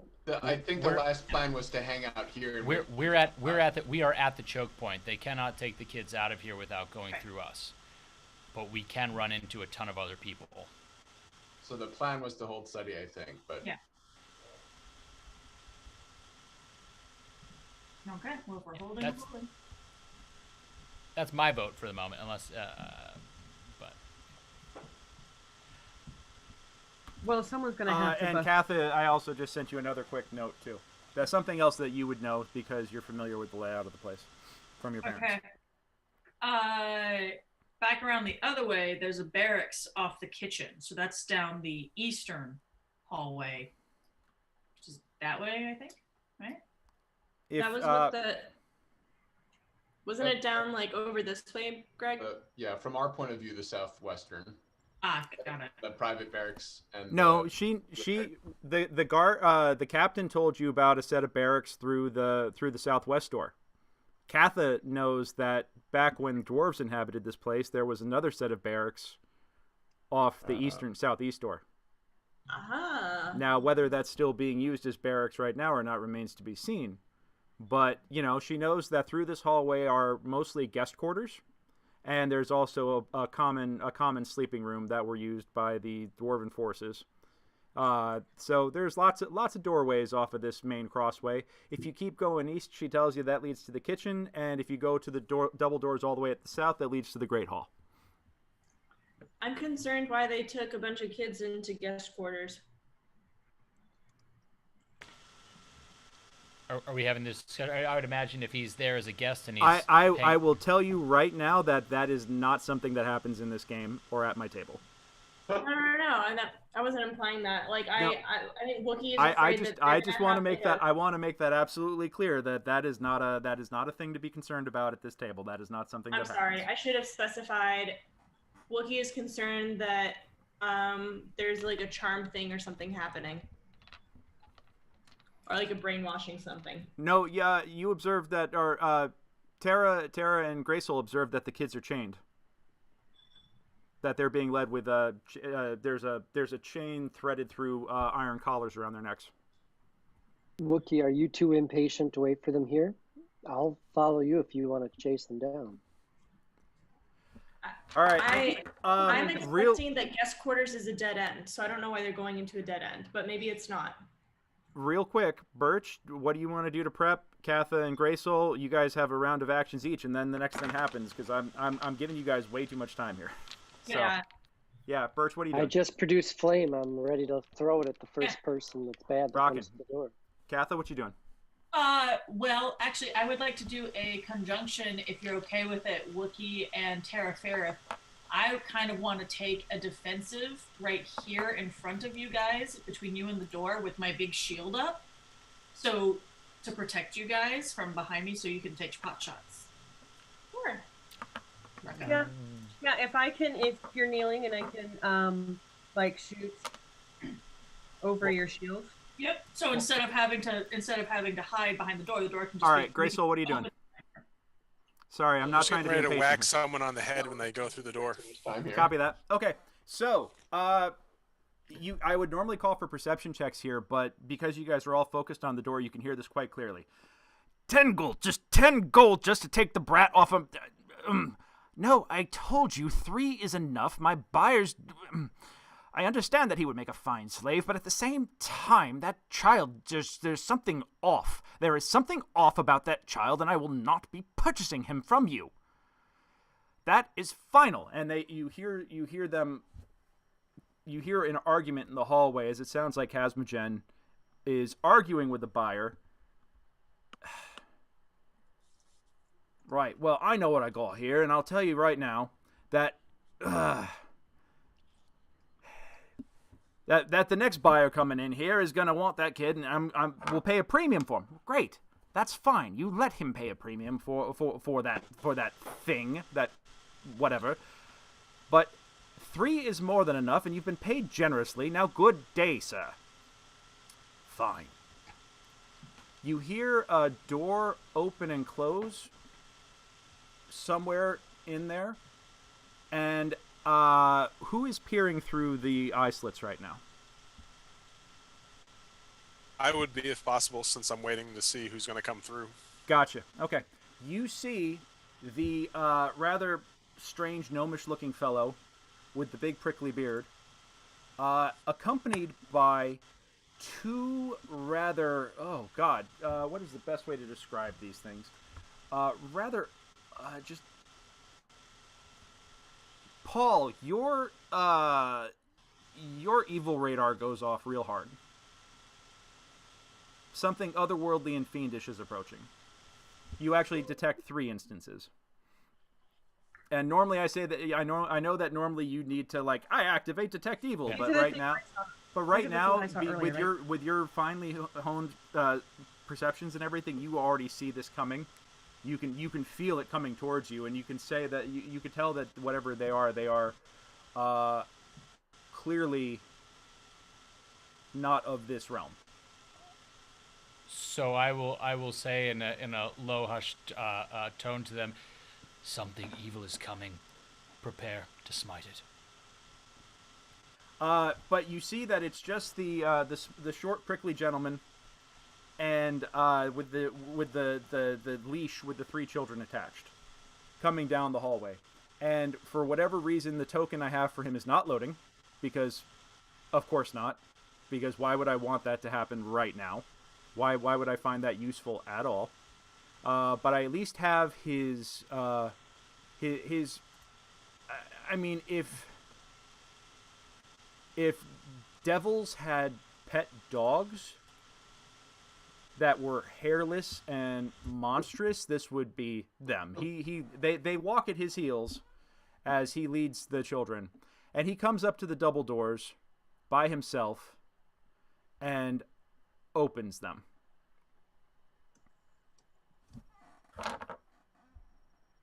And hold on a second. I just need to adjust the layers here. And he comes face to face with Angry Dwarf. And accompanying archers.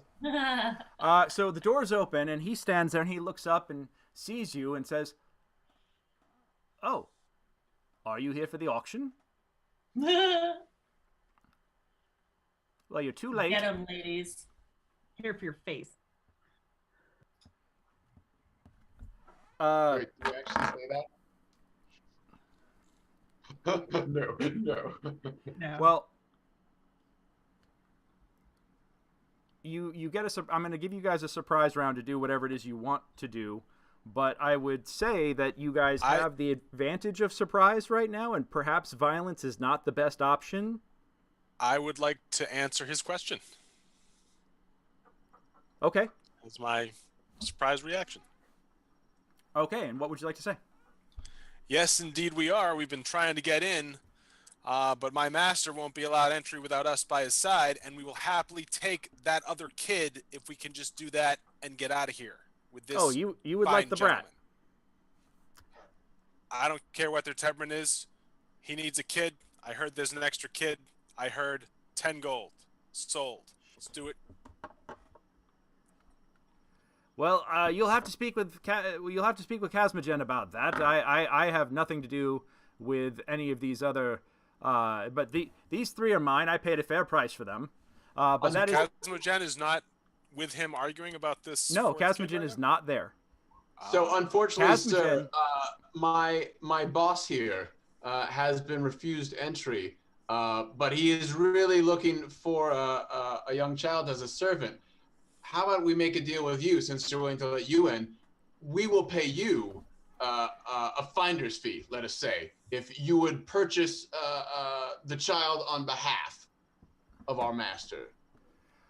Seeing that we were able to come to an agreement to allow our master to attend the auction in person. I'm sure we could find some profitable arrangement that would be agreeable to you. Well, if you I feel a little put upon here, being crammed into a doorway at the moment. Could I perhaps we could, if you would allow me. I will beckon every.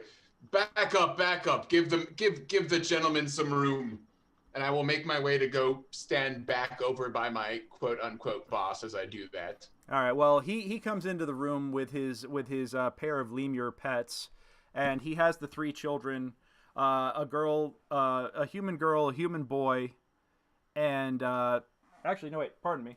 It's a human girl, a dwarven boy, and what was the third one?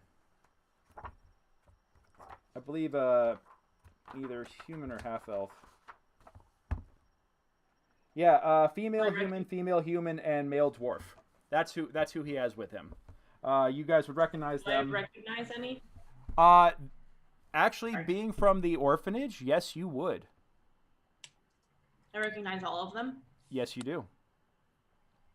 Okay, Wookie is hiding. She's gonna hide behind Feld so that she doesn't give them away. Okay. Do I recognize what? Sorry. You recognize you recognize Deacon Stormshield, the dwarven boy. You recognize Lucinda Aldrine, one of the female humans. She's only 8 years old, and Evelyn Radvek, the other female child, human child. You recognize the guy at all? The buyer? No, you don't. He's like a creature. He's not like something that we would see walking on the streets. He is clearly a creature of the Underdark and probably of a fiendish nature. That is the best way to describe him. I have a picture. Yeah. Okay. If you want to see, he's the bearded looking little guy in the. Okay. Yeah. Like a bad one night stand between a dwarf, a gnome, and a fiend. You know. I tug on Feld's sleeve and I say, I know all of those kids, and there's no way we're gonna be able to find them if they leave this room. Oh, you're muted. Yeah, thank you. Do I recognize either of the? So I'm getting the evil vibe off of all three of these. Do I recognize what the aspect of the two other creatures are in terms of what they are? You recognize that lemurs are actually fiendish outsiders, chaotic evil, fiendish outsiders, and you recognize that this creature. Give me a religion check.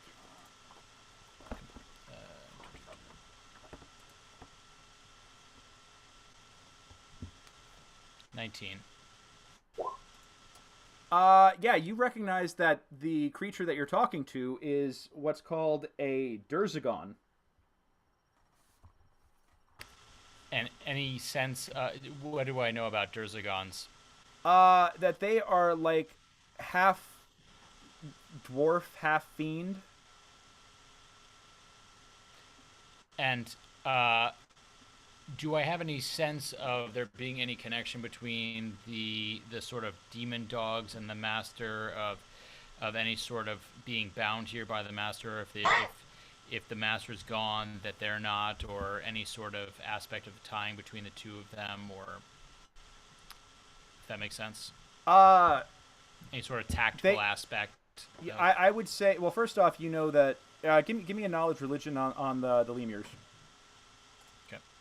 And I'm going to be switching from my, putting away my... And right now, I'm going to say that, Brick, you and, you're managing to make small talk with this gentleman. You find out that his name is Pilric. Pilric Shirat. And he is here on behalf of his masters of the lower depths, who have been seeking children to take into slavery, because children are more malleable and they will last longer as slaves as they grow into their positions.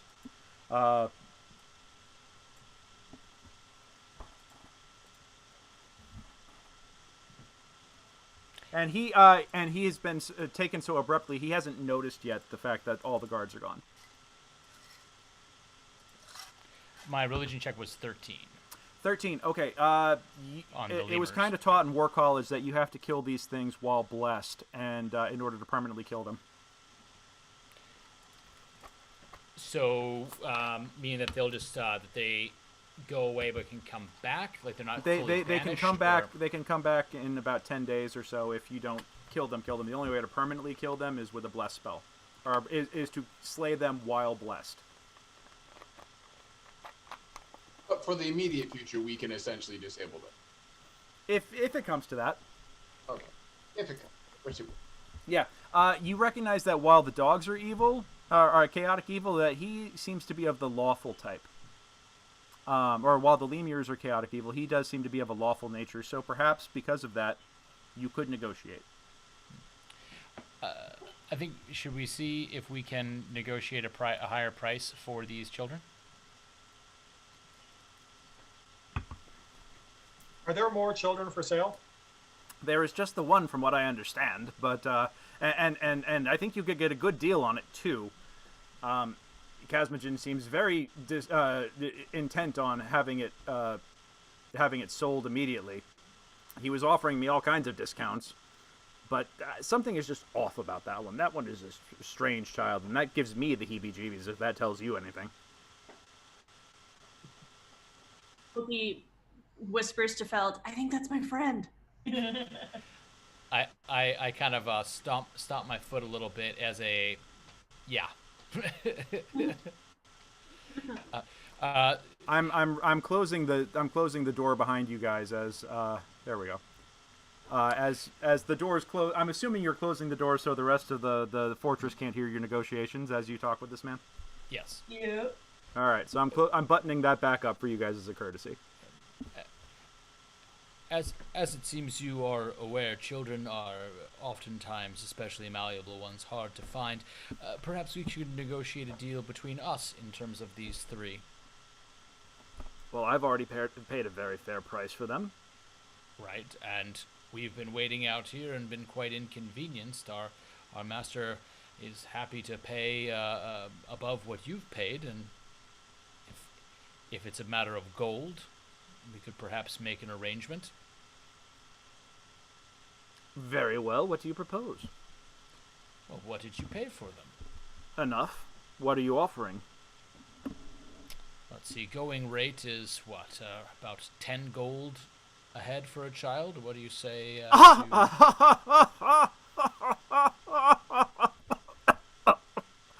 For that strange haunted brat, perhaps, that no one wants, 10 gold a head. I'll have you know that the going rate for a good child labor like this is 150 gold a head. I'll sell you all three for 400.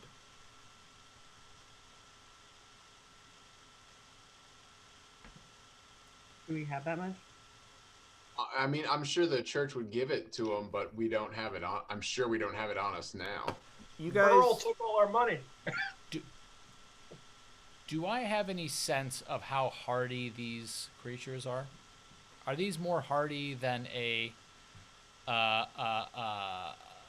hobgoblin? Define hardy. What are you looking for? Is it easy, making it no longer of this world in terms of how? You could probably take out the you could probably take out the lemurs pretty easy. They look pretty small, but this guy is of the outer planes, and that gets complicated. What does that mean? He is evil, right? He is a fiend. Oh, most assuredly. Yeah. Yeah. Do you think it was the bind slave children that gave it away, or? I'm more thinking for divine smite, just in terms of. Oh, he's definitely smiteable, but let me tell you, the pets aren't hard to kill, but he probably will be. So, what did he say? And let me also point out that you guys did manage to find a lot of treasure before after Earl hauled a whole bunch of stuff upstairs, like that suit, that plate mail suit full of silver. That hasn't gone up yet? We still got that on us? I don't know if you guys have it on you right now, but it might still be where it lay. Probably on our mule. Oh no, you guys sent. No, I think that actually is on Earl. But go through your inventory. Let me know what you guys think. The other thing is would you like? Give me an insight check, Paul, as you're negotiating with this monster. I don't think he's gonna agree to wait to get paid. Is Lorenzo the one that's right of me? Yes. Yeah, the guy with the brown outfit with this yellow. You might be able to haggle. Yeah. So he said 450. Yes. He offered 4. He said 450 is the going rate. He offered 4.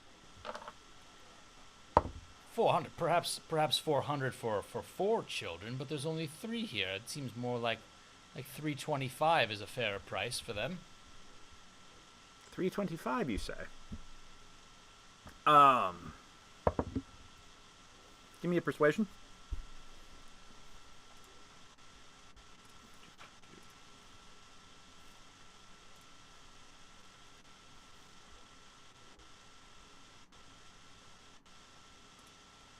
Can I try to aid Feldruucan by backing up his claims?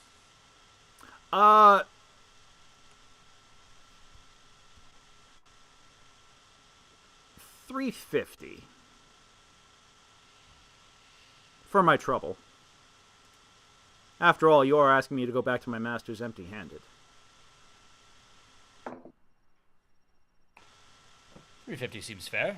It's quite a bit of gold, not quite empty-handed at all, I would say. Well, perhaps my masters don't need to know about our arrangement.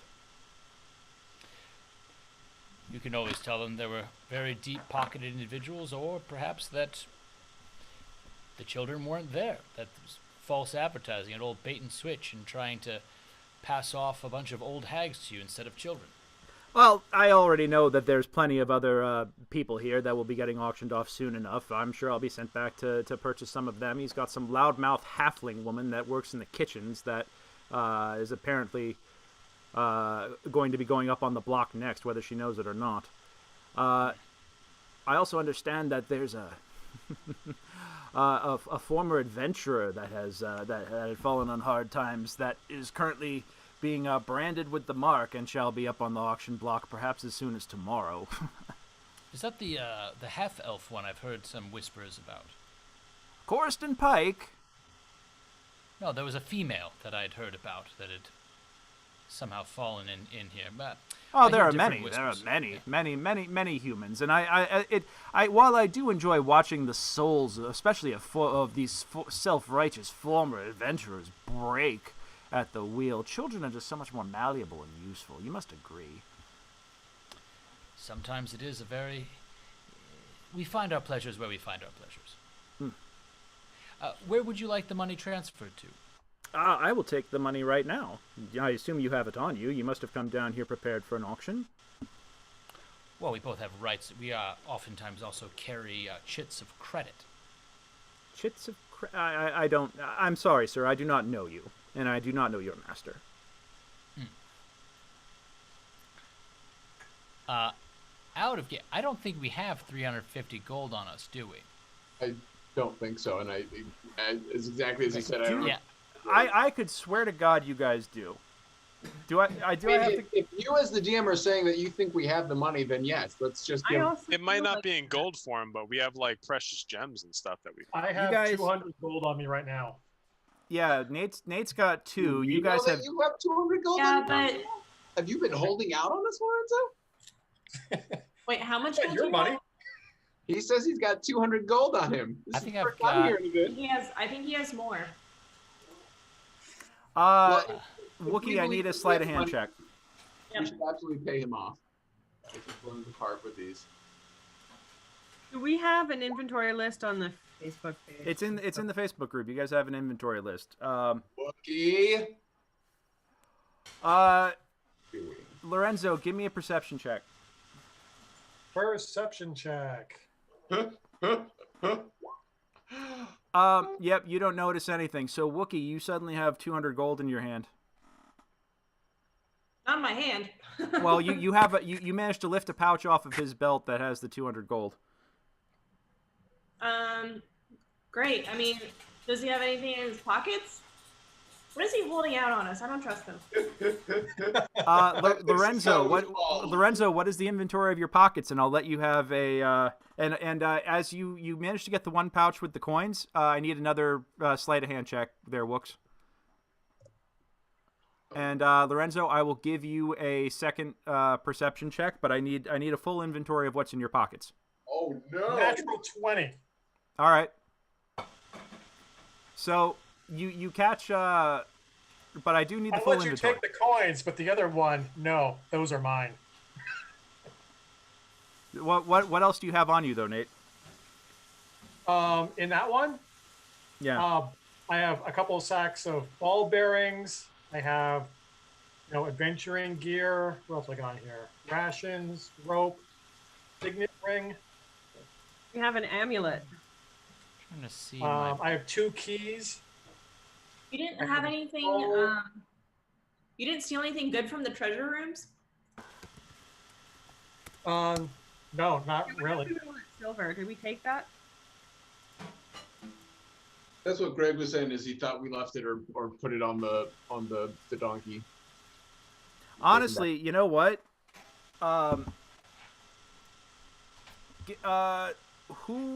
Katha, give me a wisdom check real quick.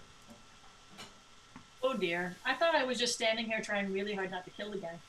No, you guys are all like everybody's going through their pockets trying to figure out what they've got and just pooling the money together. And Pilrak is kind of like, you seriously came down here trying to offer credit? Like, he doesn't do that.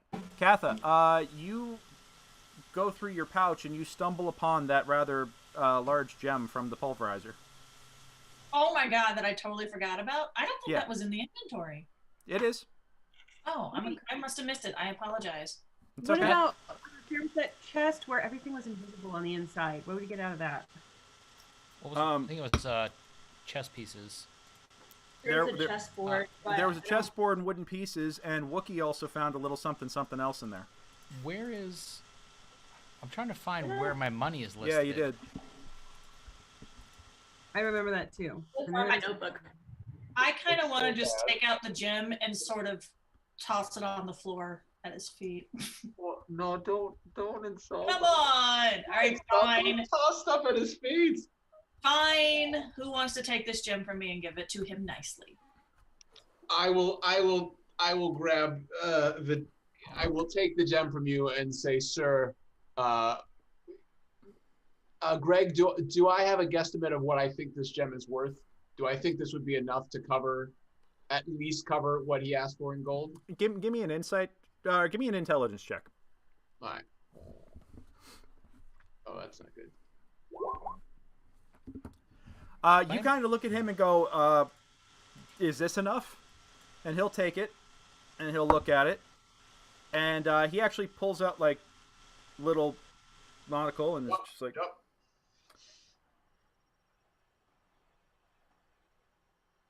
Make an insight check real quick, Brick. And anybody else who's watching this exchange, you guys are more than welcome to do that. It's worth so much more, but I don't care.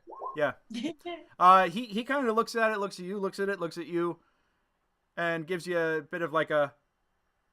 I suppose this could suffice. Lorenzo, you could tell that back in and get us that other kid, please. This gem is worth more than. This gem is worth more than what you guys have been negotiating. It's actually worth more than his original asking price. So, yeah. He looks at it, looks at you guys, and says, "I suppose this will suffice." It also comes with a favor that you owe to us. No. The deal was for the 3 children, and this is what you're offering me. Offer this for the children. I call that a fair trade. That is it. It's not really a fair trade. Maybe for 4 kids. It's what you offered. Well, Sir Brick said, would this suffice? He didn't exactly offer it. I think we'd be happy if you would go grab that 4th kid with us. Since we cannot go in there, we'll give you the gem for all 4. Give me a Easier persuasion check. gold was never made. Give me a persuasion check, please. Yes. And I'll kind of chime in and say, I pull 10 gold out of my pouch and say, and here's the 10 gold for the brat. He kind of looks at you, Greysoul, and just kind of puts a finger up in your face and doesn't even look at you. He just kind of is like, just stop talking. But he looks at you, Paul, and very well. I suppose I could be inconvenienced just this one time long enough to do that. But I will expect payment up front. I'm assuming I am taking this. He hands Feldruucan the leash with the 3 children. And I hand him the 10 gold that I said I would for the other. Very well. I shall go in. I shall fetch you your child. And we shall consider this deal complete. Agreed. Very well. So he turns around. He looks at the lemurs and he says, "Stay. Stay. Good Demo dogs. Good Demo.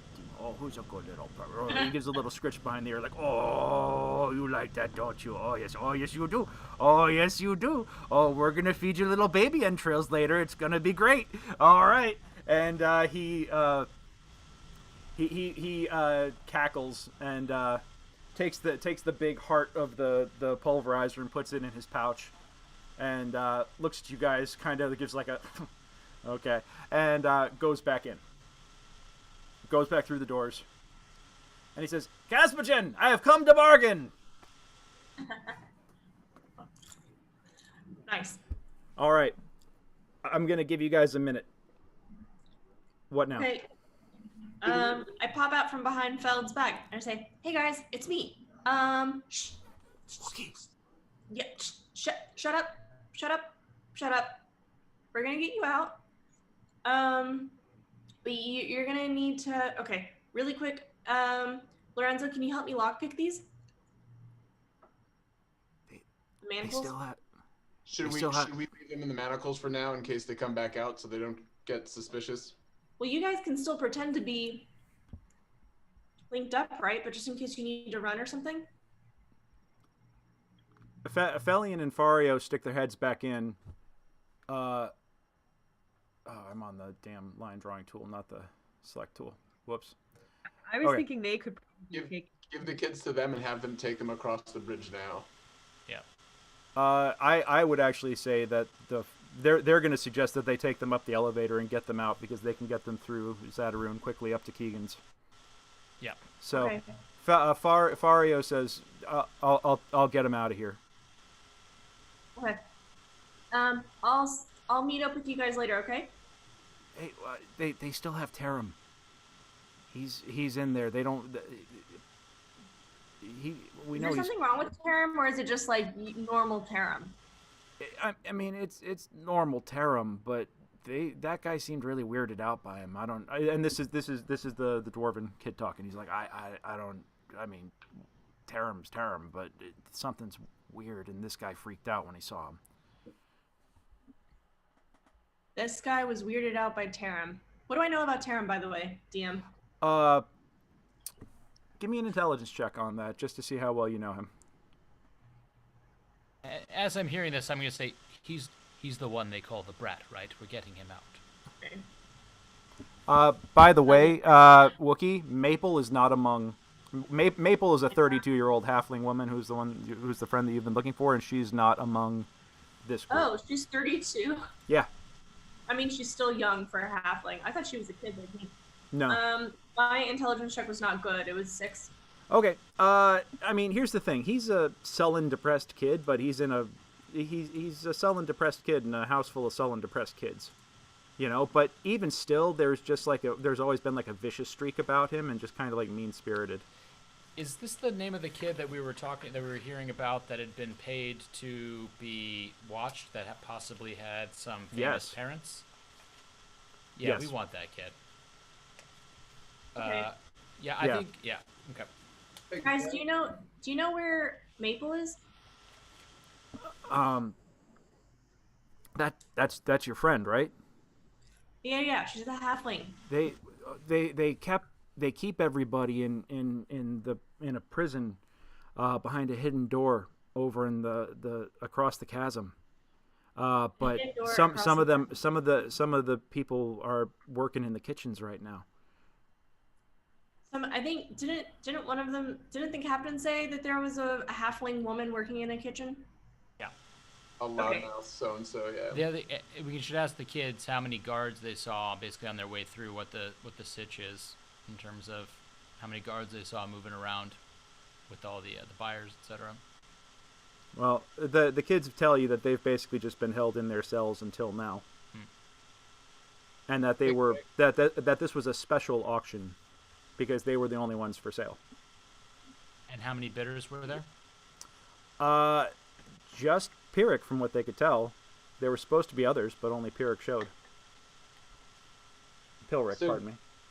Greg, these demon dogs, a couple of quick questions. A, how did they react when the two guys came in? And do they seem intelligent? Are they watching people? Does it... I guess, yeah. Or maybe this is the question for Feld. Like, do these demon dogs understand us? Can they understand what's going on? Are they... And for Greg, are they us? Or are they just chilling out, waiting for their master? They're obeying their master's orders. They're obeying their master's orders, and he said, "Sit, stay." Okay. So to Feld, are these intelligent creatures? Do they know what we're saying? Are they gonna be able to say anything to their master when he comes back? I'm not doing on the dog. Apology. What do I know of these guys? Hold on. I'm trying to pull up the info on them right now. Sorry, it's this is why I need the fancy computer. So it doesn't just lag terribly. But as you guys are doing all that, Fario says, "Look, we got to get him out of here. We can talk later." Go, all right, all right. Fario takes them down into the hallway. He and Keegan get the collars off of them, and he says, "All right, guys, come on, let's go." And Fario leads them out. Keegan closes the secret door behind them and stays inside with you guys. Yeah, because we are going to need somebody to take the fourth kid up as well, I assume. Yeah, you guys have plenty of options, trust me. So Fario exits. I'd rather not take him with us. According to what Kazmajan said, there's no more auctions tonight. Well, so if we wanted to come back with backup, as you guys are standing there, and just as Fario leaves with the kids, Pilric comes back into the room, running back into the room. He bursts through the doors, closes them behind him. He looks pale as a sheet, and is like, he tosses the bag of 10 gold back to your feet. He says, "I'm sorry, the deal is off. I will take this gem for the 3 kids. You've already accepted them. They are not here. Therefore, this deal is final. I am exiting. If you want that 4th child, you are going to have to go now. There is a rather hostile negotiation happening in the next room, and I am not going to be party to it." Between who? Let us know what we are walking into. That is least for the extra gold. He says, "I want nothing to do with any of this. As far as I'm concerned, I never saw you." And he grabs the leashes on the lemurs and heads for the northwest door. Are you going to do anything? Are you going to try to forcibly detain him, or? I don't think we need to. No. Really, something's going on. We need to get the other kid. We should. All right. So the only thing is like good doing business with you. If I should need to call upon you, what is the best way to get in touch with you? Casmogen will have my information. Pleasure doing business with you too. Good day. Good day until we meet again. And he exits. Like practically running out the front door. Okay. We should go quickly. So we should go quickly. Can we hear this hostile negotiation going on? And I guess the question is also, do we need to see if there's still that hobgoblin there? I'm switching over to a javelin of, do we still have to look at the end of the door? Yes, the guards are still standing, or the guard is still standing at the door at the far end of the hallway, from what you could tell. I think we should get back into our position and do what we were about to do. Yep. Give me a give me a perception check. All of us? Yes, or everybody that's standing by the front door right now. Nope.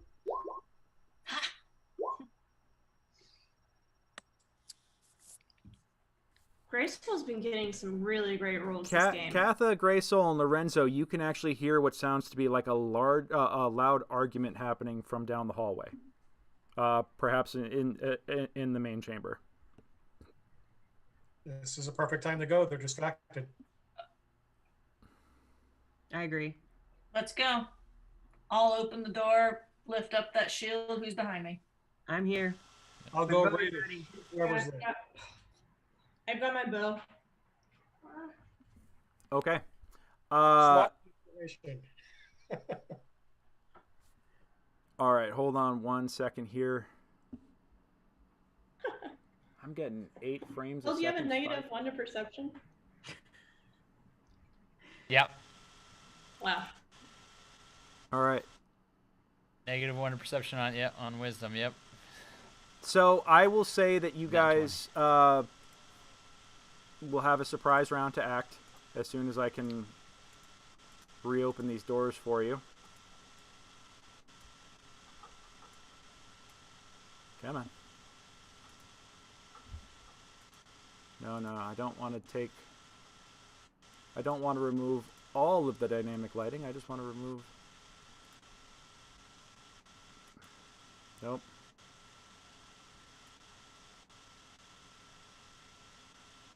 This is driving me insane.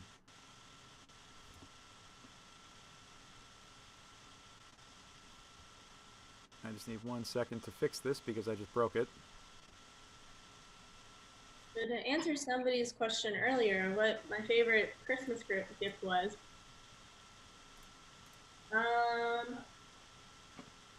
actually, I've been begging my husband to replace my windshield wipers for like a year. And because it started raining, it's been really bad. And so as a joke gift, he got me windshield wipers, but they were actually my favorite thing because I was like, you listen to me. Oh, that's a good husband right there. And they were like the best windshield wipers at AutoZone. I was like, hell yeah. That's a Did good you install hubby. them, or did No, he they're still install them? sitting under the tree, but he said he'll do them, so we'll see how much longer that takes. But Okay. Some of those windshield wipers are a little like origami. Once you figure out how they go on easy. Some of them are just, some of them are a little fold over, fold in. yeah.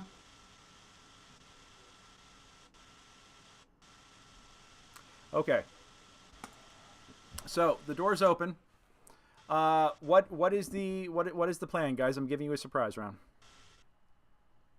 And how Surprise round is my favorite thing in the world. And how stealthily are you guys trying to take these guys out? My personal opinion is stealth is out the window right now. I think time is of the essence. I feel like They die. I feel like an arrow shooting through someone's eyeball is fairly stealthy. Well, as long as no other noise is made. Yeah. All right. Do we see more than one? We saw the one. You guys. Well, who's going in first and how? I say we let our rogues fire first. Sure. I mean, I'm right there to provide. I don't mind moving in and keeping them behind me. Yeah, I think Katha was going to provide cover for me and Wookie. Yeah. Mm-hmm. Okay, so Katha, go ahead and position yourself first. All right. I guess regular rules of movement apply. Yep, regular rules of movement. You guys get 1 round of movement and one action.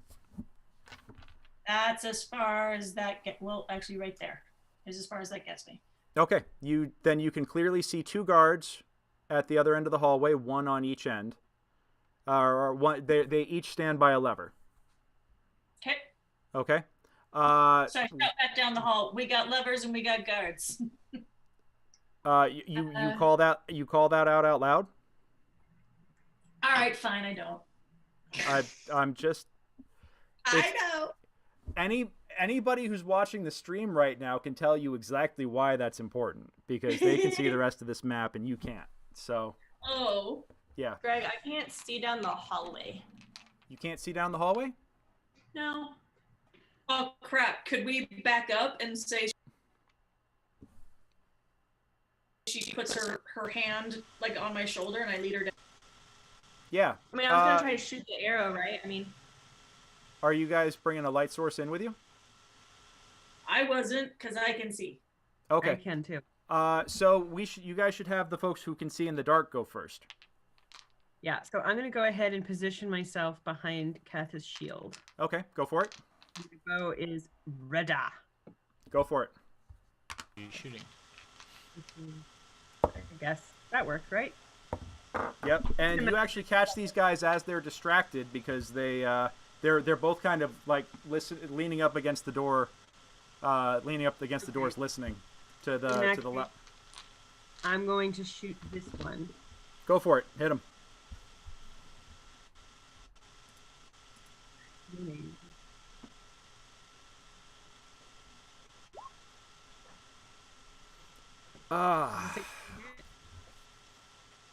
Here's the thing. Sound. You know what? They're wearing chainmail and they have shields. So I'm going to say that because you caught them flat-footed, their shields are not at the ready right now. I'm going to rule that a hit. That pierces the chainmail. Homage. Okay. You definitely hit him. And you do damage. Cool. Okay. All right. That's what he is still standing, but you definitely wound him. Is there... Come I on. think at this point, especially after that whole fiasco getting out of the elevator, of us planning for me to go in, scope things out, and then me being like, oh shoot, I can't see in the dark. Surely people know by now that I can't see in the dark. So as soon as we have a plan that I'm going to come in and help shoot somebody, can somebody just follow behind me with a light source? Yeah, who's carrying a... My staff is lit, and I'm ready to throw a flame as soon All as right, you so want. actually, you know what? So, Birch, go on ahead and get behind Wookie. All right. Oh, crap. Because I copy-pasted on. Damn it. All right, so Wookie... So right here? Yeah. Okay. Wookie, I'll let you get your sneak attack off. If Birch is mounted behind you.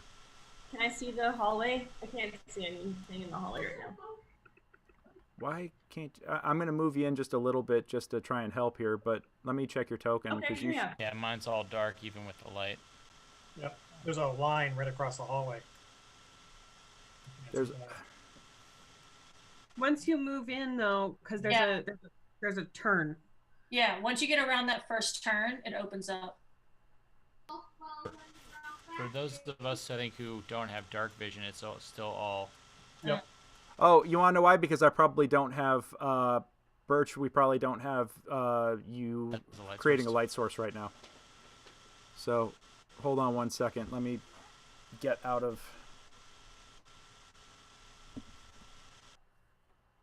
All good. Good Lord, I'm getting like 5 frames a second on the stream right now too. This is why I need one of those RTX 3080s. That would be an awesome Christmas gift for me. Maybe next year. All right, well, Wookie, I'm going to rule that you can see your target clearly right now, even as we're dealing with this. So, go on ahead and roll an attack. And Feld, you somehow got teleported through a wall, so let me fix that. Woo, 23. That's a hit. A very palpable hit. And I get sneak attack, so that's 10. Okay. damage. Yeah. Are you shooting the same one that? Are you shooting the same one? Yeah, I that... think so. Okay. Cool. That one goes down with a pair of arrows. You still have this guy manning the other lever right now, though. I'll shoot at him. Okay. Go for it.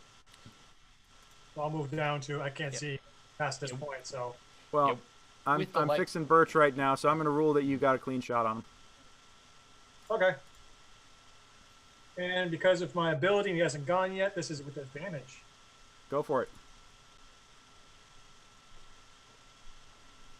Ooh, roll. 13. 13 to hit. Yep. That just misses him. It actually shoots just over his head. Ah, man. So with the light source, I still plan on moving in with my my javelin. Okay. Go Feld. Let's see if I can. Sorry, I just rolled a 19 to make the light source fly across the room with the guy who's holding the other lever. Okay. That's a hit. Ew. Let me roll damage for That's a hit, and Feldruucan. So that's 6 points of damage. He takes that, and then Feldruucan, go on ahead and roll your javelin. Oof, that is not going to hit. What'd you roll? 7. Yeah, that's not going to hit. Okay. Yeah. Does Joseph have a javelin ready, or what is he? I do not. I don't. Felian, I don't care. actually, pardon me. Keegan is going to pop off. Everybody just comes. It suddenly looks like a hallway in Star Wars here, where just Better accuracy than the stormtroopers. That's hard. you'd hope. He also had True Strike cast ahead of time, because that's just how he rolls. I'm gonna have to do this the old-fashioned way. That is a hit. And he shotgun blasts the guy in the face, essentially, or doesn't shotgun blast him, but he actually snipes him in the face with a crossbow bolt. So you've managed to quietly eliminate the guards here at the double doors.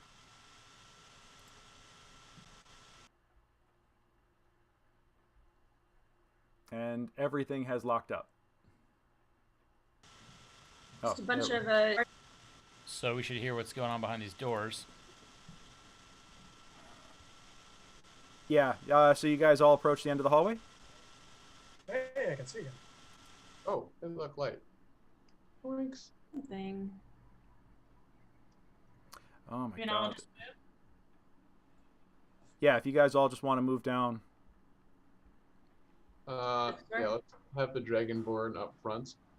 It's just a cantrip, so I'll keep the flame on top. You want to keep someone back at the intersection I can be. when he pops out of the rooms? I'm not the best at listening, so somebody else with better perception can go and listen at the door. I have ears. All right. I'll listen at the door. Great.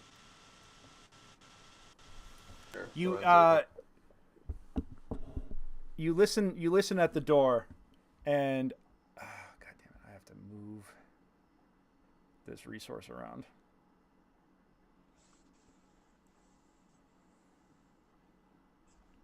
Sorry, guys, technology sucks right now. Okay.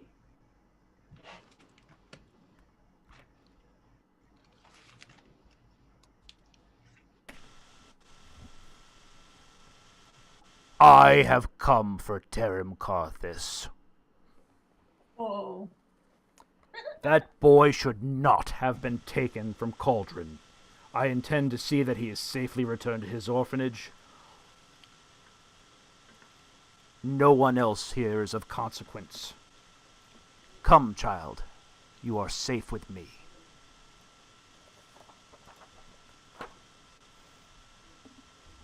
Hey! I told you that that child is for sale. Do you think I'm here to negotiate? Well, I told you that this is my operation here, and you need to respect that. You know you do not understand it with which you deal here. Casmogen, you do not understand what powers you deal with now. You were warned that your operation was getting too much attention. Consider this a consequence. What? I said consider this the cost of doing business. No, I kidnapped him fair and square, and I intend to sell him. Fine. You wish to sell him?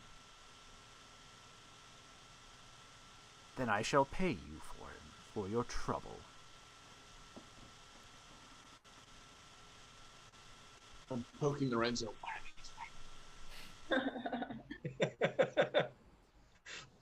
Go away! I'm listening. Or is this loud enough that we can basically hear it by the door? This is loud enough that anybody up at the door can pretty much hear it. Yeah.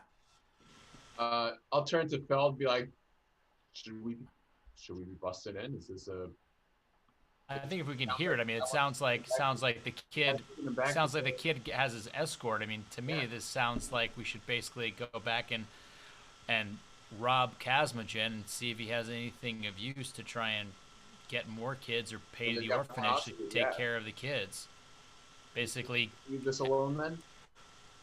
We should probably kill the big guys who stop stealing kids. Well, let's see how this plays out. Let's just make sure the transaction goes through. The guy certainly sounds like he's got. Are you guys doing anything to like peek through the door, anything like that? This is not. This is a closed door. You can hear through it a little bit. I don't think we should crack the door. I think we should just listen. Push our luck here. Can I test to see if this door is unlocked? Yes, the door is unlocked. You can kind of nudge it slightly. I'll nudge it slightly just to see if I can peek around. Give me a perception check.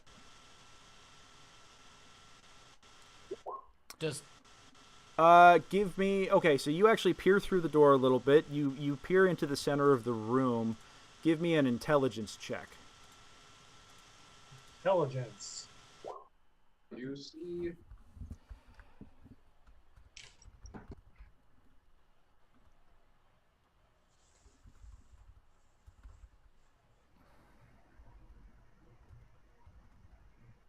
Yeah, that'd be the same as a regular intelligence. Yeah. Wow. Nice.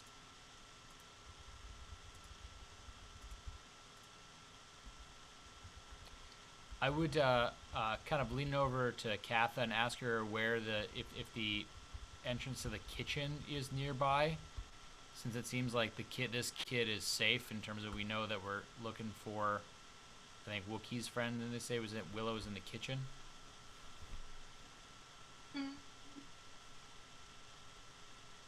Greg, did you publicly? Oh crap! Say what Lorenzo? Oh, you. Yeah, no. Lorenzo sees what he sees. Okay. Yeah, and you see him mouth, "Oh crap," and I slowly close the door and slowly back away. What is it, Lorenzo? What did you see? You do not want to go in there. Oh. What did you see? It's a large floating brown orb with lots of things sticking out of it, like stalks. The beholder? That's what it sounds like. I don't know if that's what it is, but that's what it looks like, and I'm not going in there. Yeah, that's a little above level 3. three or 2.5. Rick's just gonna kick You know, down I the mean, door and be like, there are a dozen of you guys. You keep adding NPCs. This is what I have to do to challenge you. Just go in there, guns blazing. Be the brute squad. Level 3. for 30 more seconds before you all die. You'll be fine. Blaze of glory. Powwow. It seems like the kid's going to go back to the orphanage just fine. Let's assume that's the case. Let's go rescue the other people and leave the beholder to do his job. You don't know that for sure, but that's true. A beholder has stated that he's going to take a child back to the orphanage. A beholder has said he's either going to basically pay him with gold or pay him by taking his life and taking the kid. Well, we can wait a few more moments and listen to this play out. There's no one coming from behind us. Here's the thing. I will say, Lorenzo, as you look, you heard, like, as you peered through, you saw a pouch hit the ground, and the familiar clink of coin. Okay. Yeah. What were you going to say, Tara? Oh, I was just going to say that a beholder has no reason to lie, that it's not like Casmagen is like, well, I'll only give him to you if you take him back to the orphanage. Like he could say, I'm taking it to the bowels of hell, and Casmagen wouldn't care. Right, but what we've known so far about this kid is that there's been a lot of money and attention paid to having this kid kept at the orphanage in a known and protected place. Yeah, so I'm happy trusting that the beholder is not lying. Yeah. Okay, so do we want to head back to the side room, check out the private room, try to get to the kitchen? Well, is there a kitchen? I guess that's the whole thing for Katha. Is the kitchen nearby? Is there a way that we can get to it through here? Katha, you know that the kitchen is actually directly through this through the East Hall. Right. Yeah. Let's go. So on the other side of this door where the beholder is, or what? No. You guys back. Yeah. Up at this intersection. All right. Well, Katha, lead the way. As you guys stand there, even through the edges of the door, even through the closed door, you can suddenly see a bright flash kind of through it. Door leading to the kitchen? The door leading to the main hall. So the beholder is pieced out. Ooh, looks like the beholder. Orb face. Ugh. 50 plat. Oh. 50 platinum? We could kill it, right? Now Make we your plan. Let's go roll Casmagen and get that platinum. Yep. I mean... Wait, did Casmagen just kill the beholder by himself? Beholder disappeared with the kid. Yeah, I'm assuming the beholder dropped a bunch of platinum, then teleported out with the kid. Yeah. So now's a good chance to kill him. Well, but there might still be guards in the room. Did you see anybody else in the room, Lorenzo, besides the beholder and him? There must be. You saw the beholder's floating taint is about all you got an eyeful of. I mean, What? 50 platinum is 50 platinum, but I mean, if we're gonna run into a room of guards, 50 platinum isn't good if we're dead. He's just going to keep on kidnapping kids. You didn't solve the problem at all. We know where he is. We need to bring backup and stop trying to take on an army by ourselves. Can we please just go rescue the other people and get the hell out of here? How loud is this argument? This is angrily whispered We're smart enough at to the do door. loud whispers. Well, there's too many people to rescue. Let's go get Wookie's friend. We'll get out. We'll come back reinforcements. Get everybody. Get the bad guys. Now that we know that he kidnaps kids and other people, and we're gonna release a bunch of them, maybe we can figure out a way to, I don't know, like make me like an ideal target, and then we can actually ambush him later. Not in like a Malachite Fortress. All right. That's assuming he's ever out of here. Getting out of here. I think I'm don't guessing think he does the doesn't do actual the abductions. Real What? Real quick, first off, it is 9:57. So we will be continuing this for yet another incredibly exciting episode of the Brute Squad. But you guys do have to remember, this guy was using the Dark Stalker, or the Skulks and the Dark Creepers to do his bidding, and y'all pretty much murked all of them. So without his kidnapping specialists, and with a whole bunch of his guards and the captain of his guards dead, and now with this latest breach in security that just happened, we just bail if we don't get him now. Who knows? Who knows? The thing is that if you guys exit, things will shift around drastically depending on how long it takes for you to return. We gotta take him down now.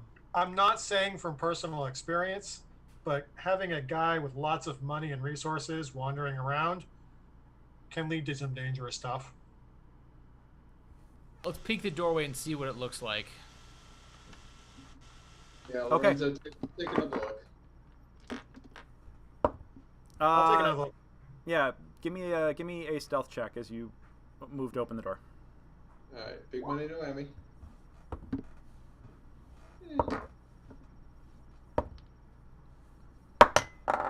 Holy shit.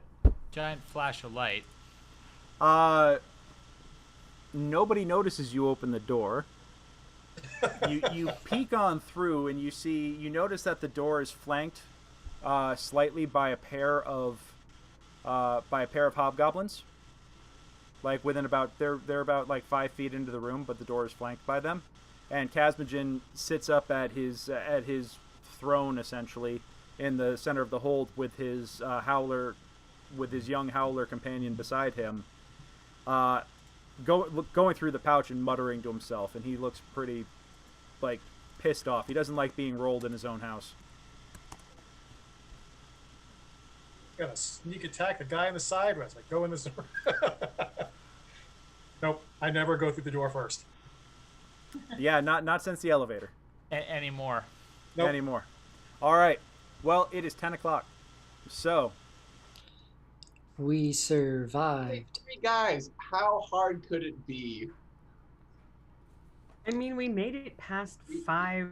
We made it this far, goblins. guys. We still got our sleep wand. The sleep wand will take care of everything. We'll put them in. We'll cut the throat. We'll get 50 platinum. How many charges do we have left? What could go 3. wrong? So 3, but I think we should only realistically use 2 so we don't. No, it's fine. Just use all 3. We'll go to sleep. Guys, Nah.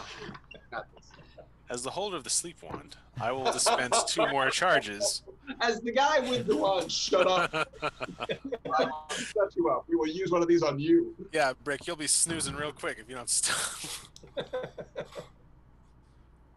all right.